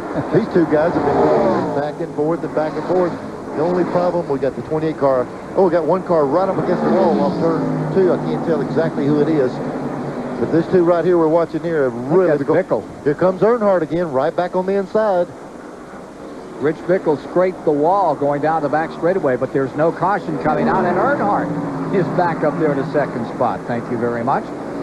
260 laps complete, get us to 390. We've completed 261, so that gets us to 391 and a half miles down. Let me straighten out one thing. I said it backwards, didn't mean to. But Earnhardt has had only 2 DNFs. Wallace has had 5. The interesting thing is that in the top 5, when you get down to how many top 5 finishes each has had, well, then you have Wallace having 14 top 5 finishes, and Earnhardt getting Wallace having 16 top 5 finishes, and Earnhardt having only 14. So there's more being credited to Rusty Wallace in those top 5 finishes, but his losses have been the severe part, those awful crashes that he had. Yeah, let me tell you, just like right here, if you fall out of this race with a big 40-car field, you're in trouble. You go to a short track where they start 31 or 32 cars, and you fall out first, you still got a cushion or 2 in the 12 cars. If you fall out of one of these big tracks, boy, let me tell you, the 44 just squared it up. He bounced it off the wall. Here's the 42 going under Rusty Wallace. That's for 5th spot. Comes Rusty right back. While that was happening, I just looked off turn 4. I saw Rick Wilson really nail the wall. And that's the second car that's gotten right out there and flattened out the right side. Rich Bickle did it a moment ago in the 45, and now the 44 of Rick Wilson does the same in 4. One incident in turn 2, but neither has brought out a caution. Pretty solid hit. Yeah, I saw the concrete fly off turn 4 a while ago. Rick Wilson is there. He's coasting down the back straightaway in the middle of turn 3. I didn't think he could make it very far because, I mean, when I saw him, he was bouncing off of that wall. Well, we've got a battle between Pontiacs back here in 5th spot. Rusty Wallace and Kyle Petty as another Pontiac. Looks like it's going to call it a day. Coming in very slowly, Rick Wilson. when we get a shot of this right battered side. a little earlier in this car. Boy, you'll see some damage to that thing. See, it squared the door up. That's concrete inside those rims, and that A-frame is knocked over on the right front, so he's going to have some work ahead of him. A badly scuffed number 44 at lap 266 pulls on pit road. Now we're expecting what? Lap 275 to 280. When do you think you're going to see 28 in here? Well, let me tell you what. They told us a while ago that the 28 car was going to pit on lap 272, between there and 275. And I really just can't bring myself around to believe that, because every time we've got one of these things so far, they pitted before or after. We'll just have to see when he comes in. But they're talking 272 to 275. Kyle Petty in 5th, Rusty Wallace in 6th. Question as to when they will pit will be resolved when we return. At lap 270, 405 miles completed. In the Mello Yello 500, 34th annual at Charlotte, North Carolina, it has been all Ernie Irvan in this Haviland Texaco car, about to put a lap on Ted Musgrave in the U.S. Air Machine as he comes down the main straightaway. The 28 leads by 12 seconds over second place. Dale Earnhardt with Mark Martin right behind him in 3rd spot. We'll show you that interval between your leader, the 28, and the battle that continues, and it's a dandy between cars 6 and 3. There they are, back together another time in turn 1, up on the 24-degree banking. Martin takes the position back. They've swapped this thing 8 times in the last 20 laps. Because with the 28 car, while we're doing this, the 28 car, he told us lap 272, it's lap 271, so they're right on schedule. Dick Berggren waiting for car 28. He comes down pit road. Here's the crucial stop. What they were trying to do here was to stretch it as far as they could go. We're just outside, well, maybe we're inside the window now of how far this car can go on one more tank of fuel. They can run between 60 and 65 laps. A good stop so far. They are not going to change anything on this car. No changes in air pressure other than to put 2 cans of fuel in, 4 tires, 18.5. Terrific stop. Didn't change a thing. They like the car the way it is. Bodine is on pit road, as is Wallace. Looks like they loosened him up a little bit. Coming down pit road, Martin and Earnhardt. 24, Jeff Gordon right behind him. Kyle Petty coming in, the 5, Ricky Rudd. Once one guy comes in, he opens the floodgates. Back to the pit. Yes, Earnhardt just hit pit road. You can see how fast these guys are. Will in on the right rear. How do you, Dick? Mark Martin is also sitting at the same time. They're not happy with their car. They've got too much bite. They've taken a little bit of it out, and Mark Martin has made a good pit stop and is gone. Excellent pit stop on Roush. Earnhardt's away. Morgan Shepherd coming in the 21 car. We haven't given him much of a call today. Morgan is running in 15th position. He's being shown as 3 laps down in the Wood Brothers number 21, the Sitco car. They're picking up after that pit stop. There's Harry Gant that gave it such a great run in the early going, but the 33 is backed up. He's in 13th position, 2 laps back. Gant in the green and white colors.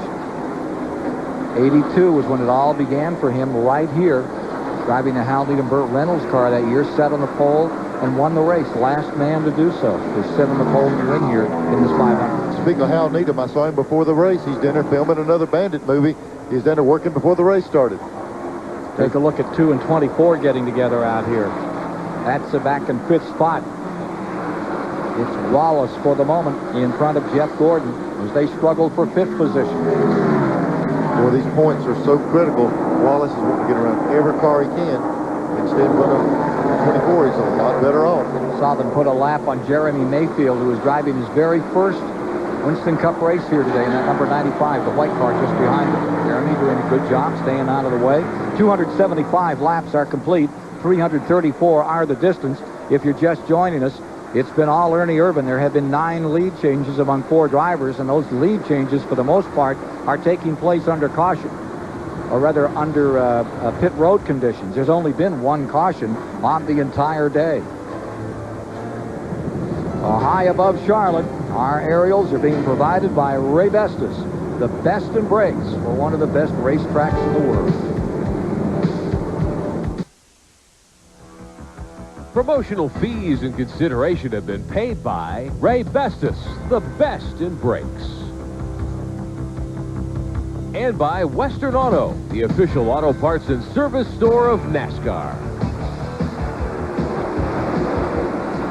280 on the board, 334 the distance. So we're closing in on the finish, and it's been Ernie Irvan all day. This was supposed to be the showdown at Charlotte. It has been the show up for Irvan like he hasn't shown up in some time. He has absolutely decimated a field of 42 starters. He has made everybody else battle for second place in a class of his own as he laps Sterling Marlin another time. His lead stays at 7 to 12 seconds, and you feel that he's just riding it here, not wanting to overwork that car, giving it its head, letting it run as easily where it feels comfortable, and dominating. And as Neil Bonnet pointed out a little earlier, this business that NASCAR came in here and did not use a restrictor plate, but came in here instead and changed the aerodynamics on the car, raised the car higher, raised the air dam up, put it back in the driver's hands, and one of the outstanding results has been the lack of engine failure. Here we are in the final moments of the race, and we have, what, 2 official retirees this time?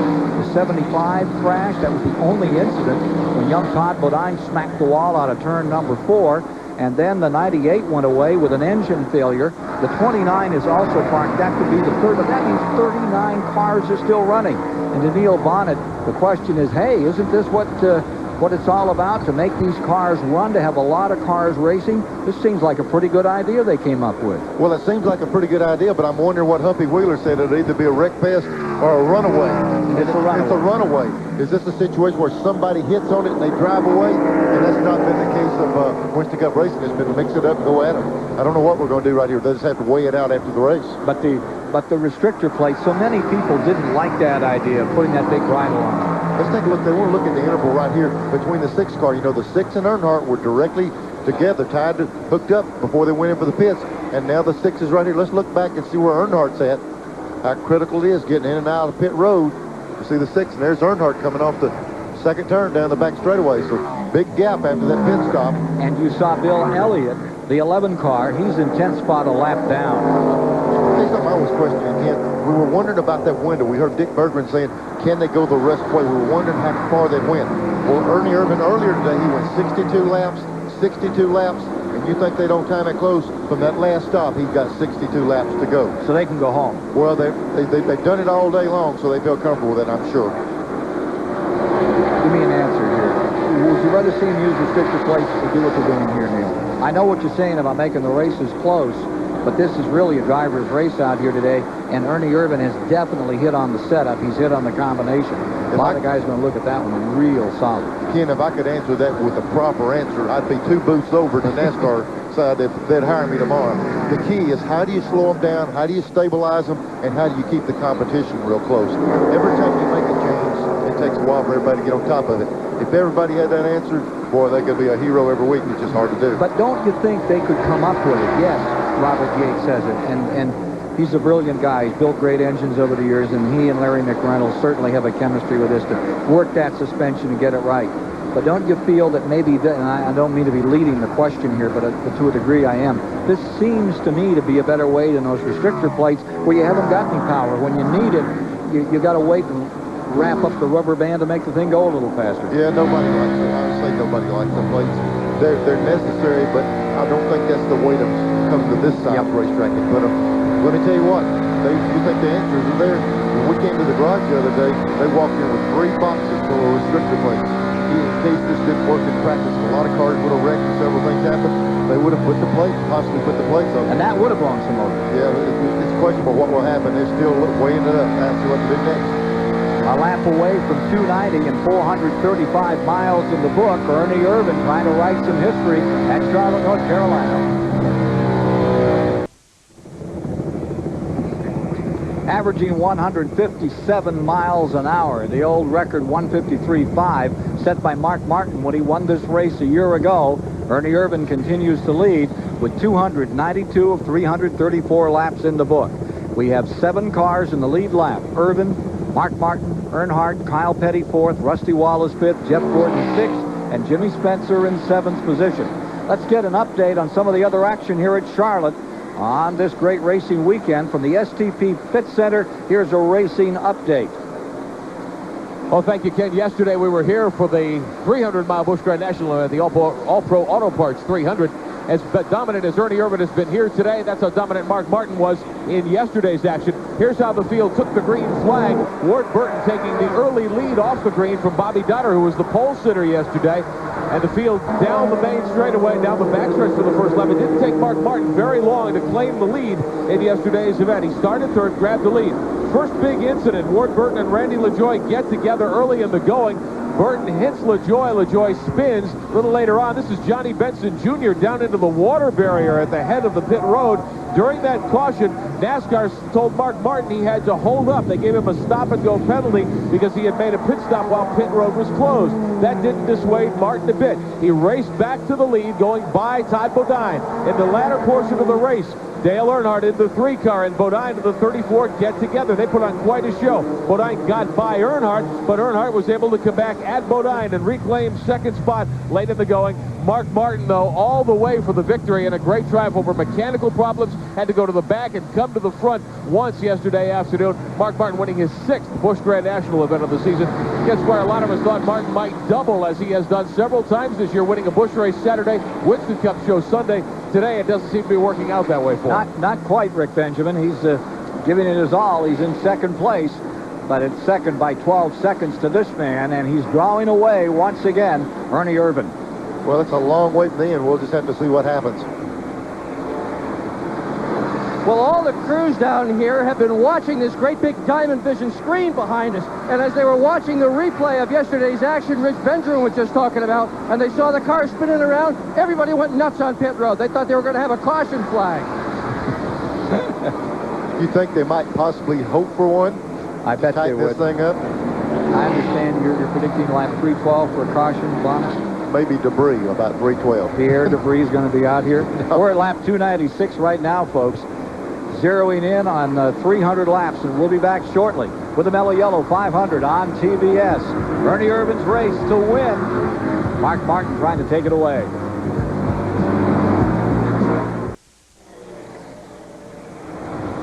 Coming around to complete right now, 300 laps, 450 miles, the final 50 underway.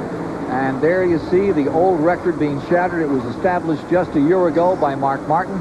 And now, Ernie Irvan looks like he's going to break it wide open with the fastest Mello Yello 500 run in the course of the 34 years we've had this event in October. Dale Jarrett goes another lap down in car number 18, Joe Gibbs' car. I should be back with the Redskins today. They're back in 26th position. Not having much fun out there. Made a good run early, pulled up, and then it's gone the other way for Dale Jarrett and company.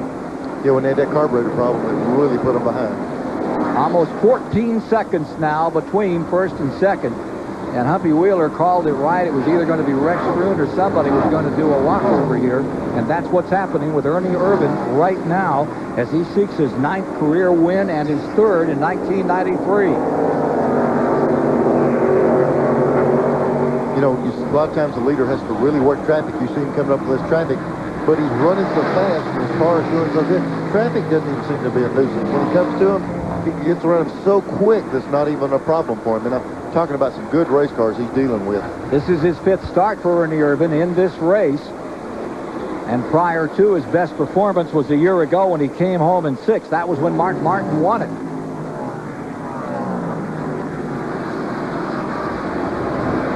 Let's go down to the 28 pits with Robert Yates. Dick Berggren's down there. Well, Robert, new rules, a new deal. How did you pull the right strings to make this thing run so well? I tell you, I don't really know. Larry and Ernie and all the guys worked on the car and the engines. They just busted their butt to make it come out here and beat them. So, evidently, I'm sure these other guys did too, but we must have just had it all fall in the right place. But we still got 30-something laps to go. Ain't over till she's over. Well, I don't know what it's going to take to call it over, but the checkered flag is going to be the thing, I'm sure. If that thing keeps running, they're going to do something spectacular to run him down. Let's check the cars out of the race. We're showing 4. We talked about the Bodine car. That was Todd Bodine. That was the only car that has crashed the 98 car, that's gone away. Derek Cope, the 29 car, which is Hillenberg, that too has gone away. We're now getting a report on a couple of others. The 85 has called it a day. Remember, Jim Sauter had trouble early, went down about 30 laps. They've gone back behind the wall and hung it up for the afternoon, put the helmet away. And also, we see that Rich Bickle of Edgerton, Wisconsin, in the bullseye for it. They've also hung up the goggles.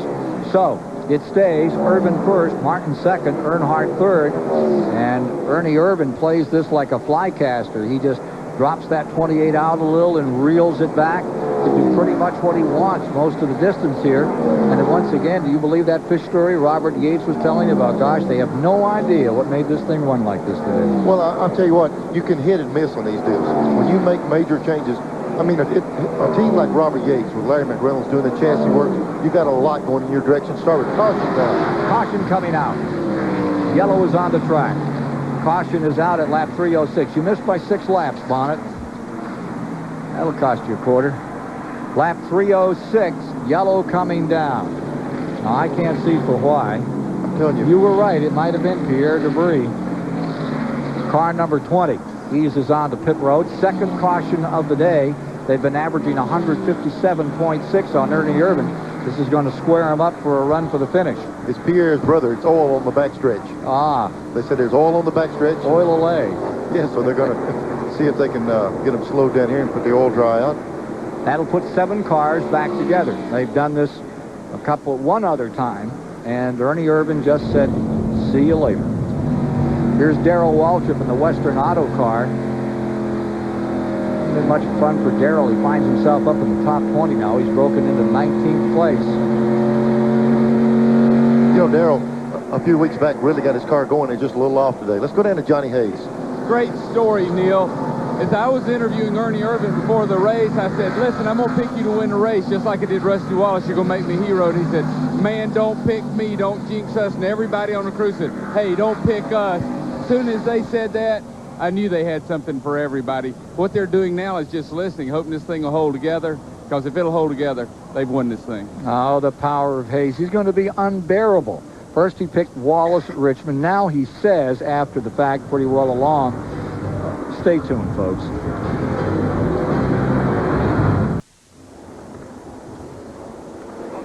Pit road is where the action has been. We're seeing the cars a lap down now on pit road. All 7 of the leaders you're watching live as those cars down a lap all come in.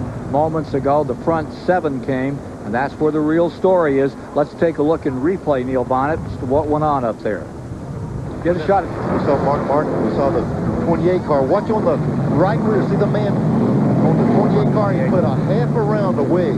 He loosened the car up. It looked like he turned it down, which loosened that car up. Running here to have look at Mark Martin. Looked like about 2 rounds on the right rear. Good indication of 28. Real close. Mark Martin put about 2 rounds in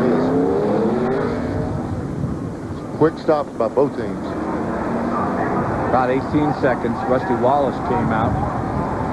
So they're all back there again with 7 cars. They're showing 8 in the lead lap now that Rudd has picked up with his pit stop and has gone back into that lead lap. We'll see about that in a moment. For sure, there's still 7. We'll count them down for you in a moment as they come around to complete lap 310. That'll be 465 miles. They'll have another lap before they turn them loose. The Charlotte promoter is a man who likes to take as few chances as possible. He likes to hedge his bets, H.A. Wheeler. In his unending quest to thrill the fans, he ensures against a dull day in many ways, not the least of which the famous Humpy World pre-race program. Now here's the cultural climax of this year's edition. The vehicle you are going to be watching here is what else? A garbage truck. A garbage truck, of all things. And I guess that set a record for garbage trucks. Largest garbage truck jump in history right there, folks. We didn't want you to go home without seeing it. Look again at this magnificent moment.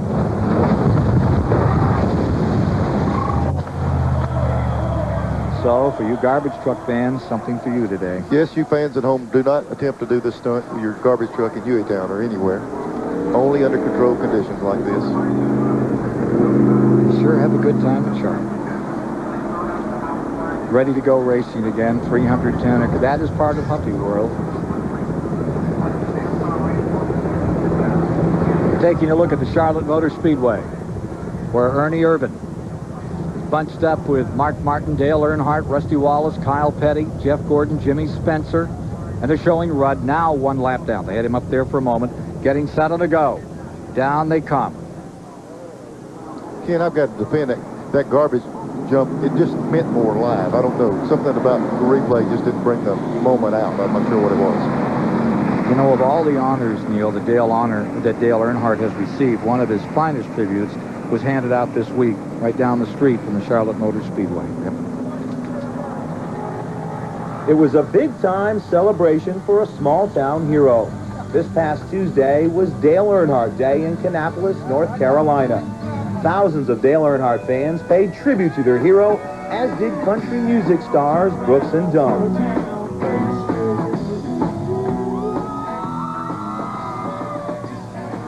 But of course, the loudest cheering was reserved for Dale. The man who is known as the Intimidator admitted to having butterflies in front of his home folks as he was presented the key to the city.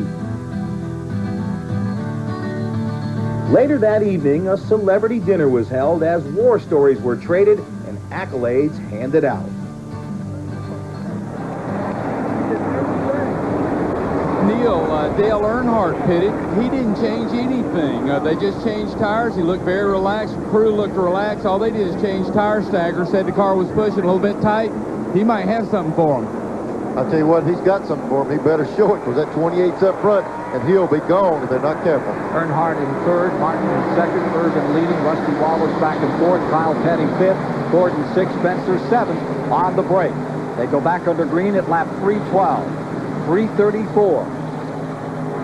The ultimate range here today.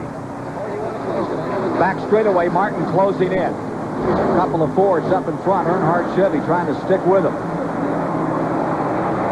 Rudd's lap car just in front of Earnhardt. Earnhardt scoops him up coming out of fourth. Here comes Wallace and the Pontiac right back into it. Down the inside on Rudd.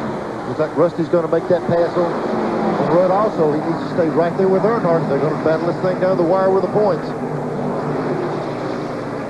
30 laps to go this time by. Back straightaway. Martin trying to close. Irvan trying to draw away. Gets him by about 2.5 car lengths. Then Martin coming into the corner, closes down again, and Earnhardt pulls up.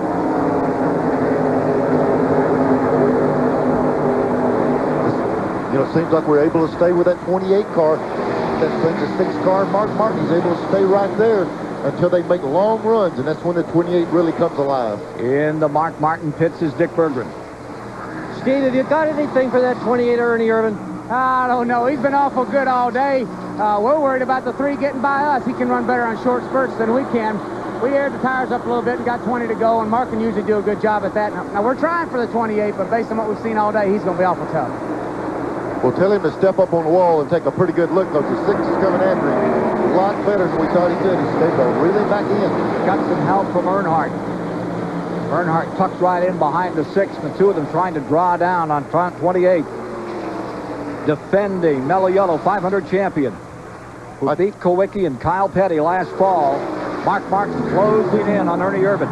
I tell you what, Ken, we've been going away all day long. We finally got a race going right here. We're going to stay green till this thing's over, or I'm going to the truck and get a hold of them down there.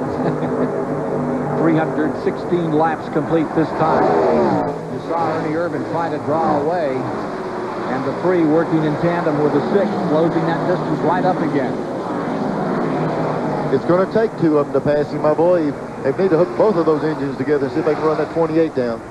Mark Martin, 4th in Winston Cup points. Point scoring is not a big thing with Ernie Irvan right now. And look at this 24, just shoot down the inside. That's Jeff Gordon for 5th. Kyle Petty falls to 6th. Kyle coming right back, and here comes Jimmy Spencer. Spencer rolling out in the black and yellow car. If you just joined us, that's Spencer in number 12. He stayed in the lead lap all day for Bobby Allison. And Jimmy Spencer rim riding from 7th spot, going back for 6th on the outside of Kyle Petty. Kyle says, thank you, I think I'll see. Spencer fought hard to keep that lap back, get it back earlier in the day. Paying off for him right now. This was the race where we first saw Jimmy Spencer drive for Bobby Allison a year ago, and he had a great finish in this event. Seems like it was fourth or fifth.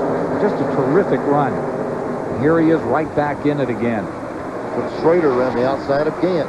Spencer worked that high line. A little bit higher on the track. Now he's back down the inside. Look at Harry Gant back there in 12th in that number 33.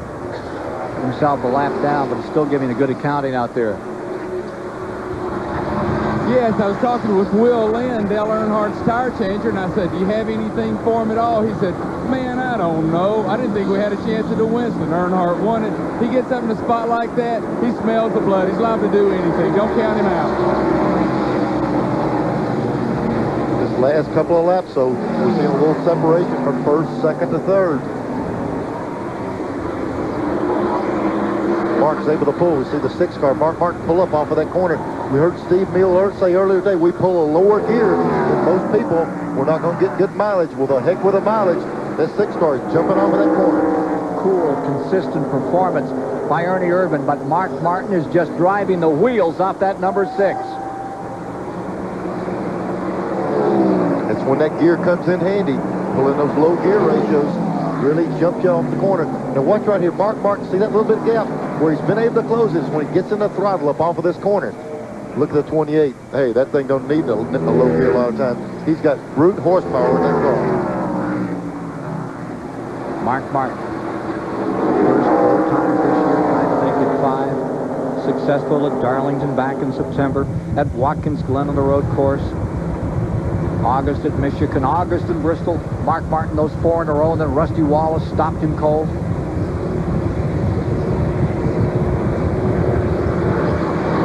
Great shots from that Vestas aerial platform. We saw him take 2 rounds of bite out of the 6 car, take a half a round out of that 28.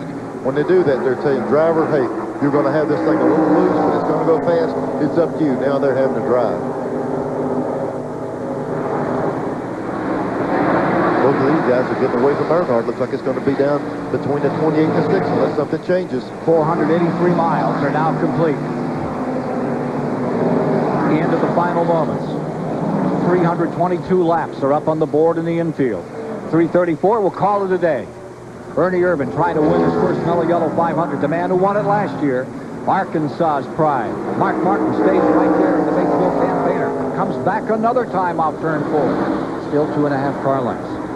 That's where he's making his move now. He picks it up off of turn 4, and he's beginning to lose a little bit in 1 and 2. He lost a little bit in 1 and 2 before, but he was able to get it all back up here in 3 and 4. So it seems like each one of them got a little bit better part of the track. Right here, the 28 runs away a little bit. The other end, the 6 comes back. Here comes Martin another time. Mark Martin, one of those 2 guys this year for which they coined the phrase in '93, when you're hot, you're hot. When you're not, you're not. We went a long time without winning, with a car good enough to win. Just about drove us crazy. And we went a long time without losing. And it looked like we'd never lose another race. It's just one of those things. This business is competitive and it's really hard. And you know, sometimes you run good enough to win and you don't, and sometimes you just don't run good enough, you know, so it's a tough business. About to get tougher. 324 complete, 10 laps to go. Yeah, and look right here, the 6 car is staying right with the 28. There's a flat car just in front of those leaders. Jerry O'Neill out of Auburn, New York, about to be overrun by these guys as they come down in the corner. Irvan plays it very nicely. Don't want to miss there. Ken, another thing to look at, if it should finish just the way they are right now, it ties the manufacturer's points championship, and that's big in this sport. The championship for the manufacturers means a lot. Rusty Wallace, the first Pontiac, back there in 4th place. Maintaining 5th is Gordon. We need to stay with this lead as we get down through the final moments. 325 now in the books. Irvan Spain up on top. Look, Ken, you know, it's crazy. Just the last lap, this thing got overcast. It went from sunshine to overcast here in just the last lap or 2. Let's see what happens here. Excuse me, Ken, I'm telling you, that's critical on this track, that sun out. Seems to help Irvan. Got himself about 4 or 5 car lengths. Earnhardt pulls right up behind Mark Martin, give him a little bit of an assist. he'd like to get up there and see if he can get in the shuffle to decide this race. Maybe Mark made as hard a run as he could at that 28. Really abused his car, tried to catch it, and he might be going away a little bit. Great battle a little further back. Here's Kyle Petty getting around Jimmy Spencer, and Spencer driving his heart out. Back on the inside. Spencer and Kyle Petty in it strong. 6th spot. Schrader right there. Schrader's running in 9th, couple laps down. Mark sideways up in 3 and 4. Earnhardt got under him. Sideways again. Picks it back up. Back to the stripe. Mark Martin literally driving the wheels off that car. As they went down in turn 3, Earnhardt pulled right up behind him. It looked like it took the air off the back of the 6th. He got completely sideways up in the middle of the corner, and then he lost it again coming off. And the 4 cars getting back into it. Wallace closing up in 4th position. Take a look again, just on the last lap. Ken, go down the corner. See, there's 3 foot of distance in between them, but the 3 car took the air off the spoiler of the 6. Mark did a good job. Watch here, sideways. He straightens it out again. That's what the short spoilers will do. You don't have to touch him. You just get close. We're back with you live. That was at 175 miles an hour. Martin making that incredible correction. You saw it in slow motion. Imagine what it was like for him. Here they come, battling for second. Martin on the inside, Earnhardt on the outside, and moving up. Here comes Rusty Wallace in the Pontiac. Going at it again. Rusty Wallace is critical on these points things. Earnhardt, Wallace. Look here. Look how loose Mark is. His car is really loose. He's so loose aerodynamically that he can't hold it. Then he stopped. Earnhardt got him in the rear right there. And Earnhardt realizes that Wallace is there. He's trying to work Martin over and keep in front of Rusty Wallace, and Wallace is giving it everything he's got. Meanwhile, Ernie Irvin pulls away. Ken, that's what I was going to say. While this is going on, he's checked out, but the battle is for 2nd, 3rd, and 4th. 3:30 complete. Final 4. Back comes Wallace on the inside. 72 points separate them in the battle. Back in early September, late August, 300 points. Everyone thought Earnhardt was going to take it in a walkover. Then Wallace began his drive. As the laps run down in the final moments, here's Wallace giving another try. Earnhardt pulls up Williams' draft for a moment. Let me tell you what, he already knows, the 3 car knows if he gets right behind the 6, it can make him loose. Look at him, he's going outside. That should pull the rear down. He's going to try him high. That'll make that 6 even looser. But Mark's able to hold it. Look how loose. Both of them sliding all over the racetrack. Martin let that car come out that time. He didn't try to pinch it down. They're earning their money now. This is what it's about. You're down to a few laps to go. Back in, supplying that mother race car, 175, 80 miles an hour. You got to keep the throttle down. Out in front by about 3 seconds, it's Ernie Irvin. He's going to take this thing home. But the story is up in 2nd spot. There you see Mark Martin. Here comes Earnhardt another time. And right behind him, the man that's right behind him in the point battle. White flag this time by. Rusty Wallace about 8 car lengths back. Anything left? Final lap. Ernie Irvin on his way to his 9th career victory, his 3rd of 93. But the story, a dramatic one, is unfolding back in 2nd spot. Mark Martin holding on. Earnhardt desperate, worth $1 million bonus if he can win the championship, and his lead has been eroded dramatically into those final corners now. Here they come for the finish. Here's your winner to the stripe. That is Irvin, and in 2nd spot is Mark Martin. 3rd will go to car number 3, Earnhardt. Winding up in 4th today is Rusty Wallace. Great performance. Earnhardt leads the Winston Cup standings by 82 points over Wallace. First time Dale has finished ahead of Wallace and Watkins Glen back in mid-August up there on the road course. There you see Larry McReynolds, glasses on. What a great gentleman he is, and what a job he's done. A kid that came out of an Alabama junkyard, loves racing cars, and has helped develop that 28 into the great winning car that it is. So we'll meet Ernie Irvin in a moment. Mark Martin comes home 2nd, Earnhardt 3rd, Wallace 4th, Jeff Gordon 5th, Jimmy Spencer 6th, Kyle Petty was 7th.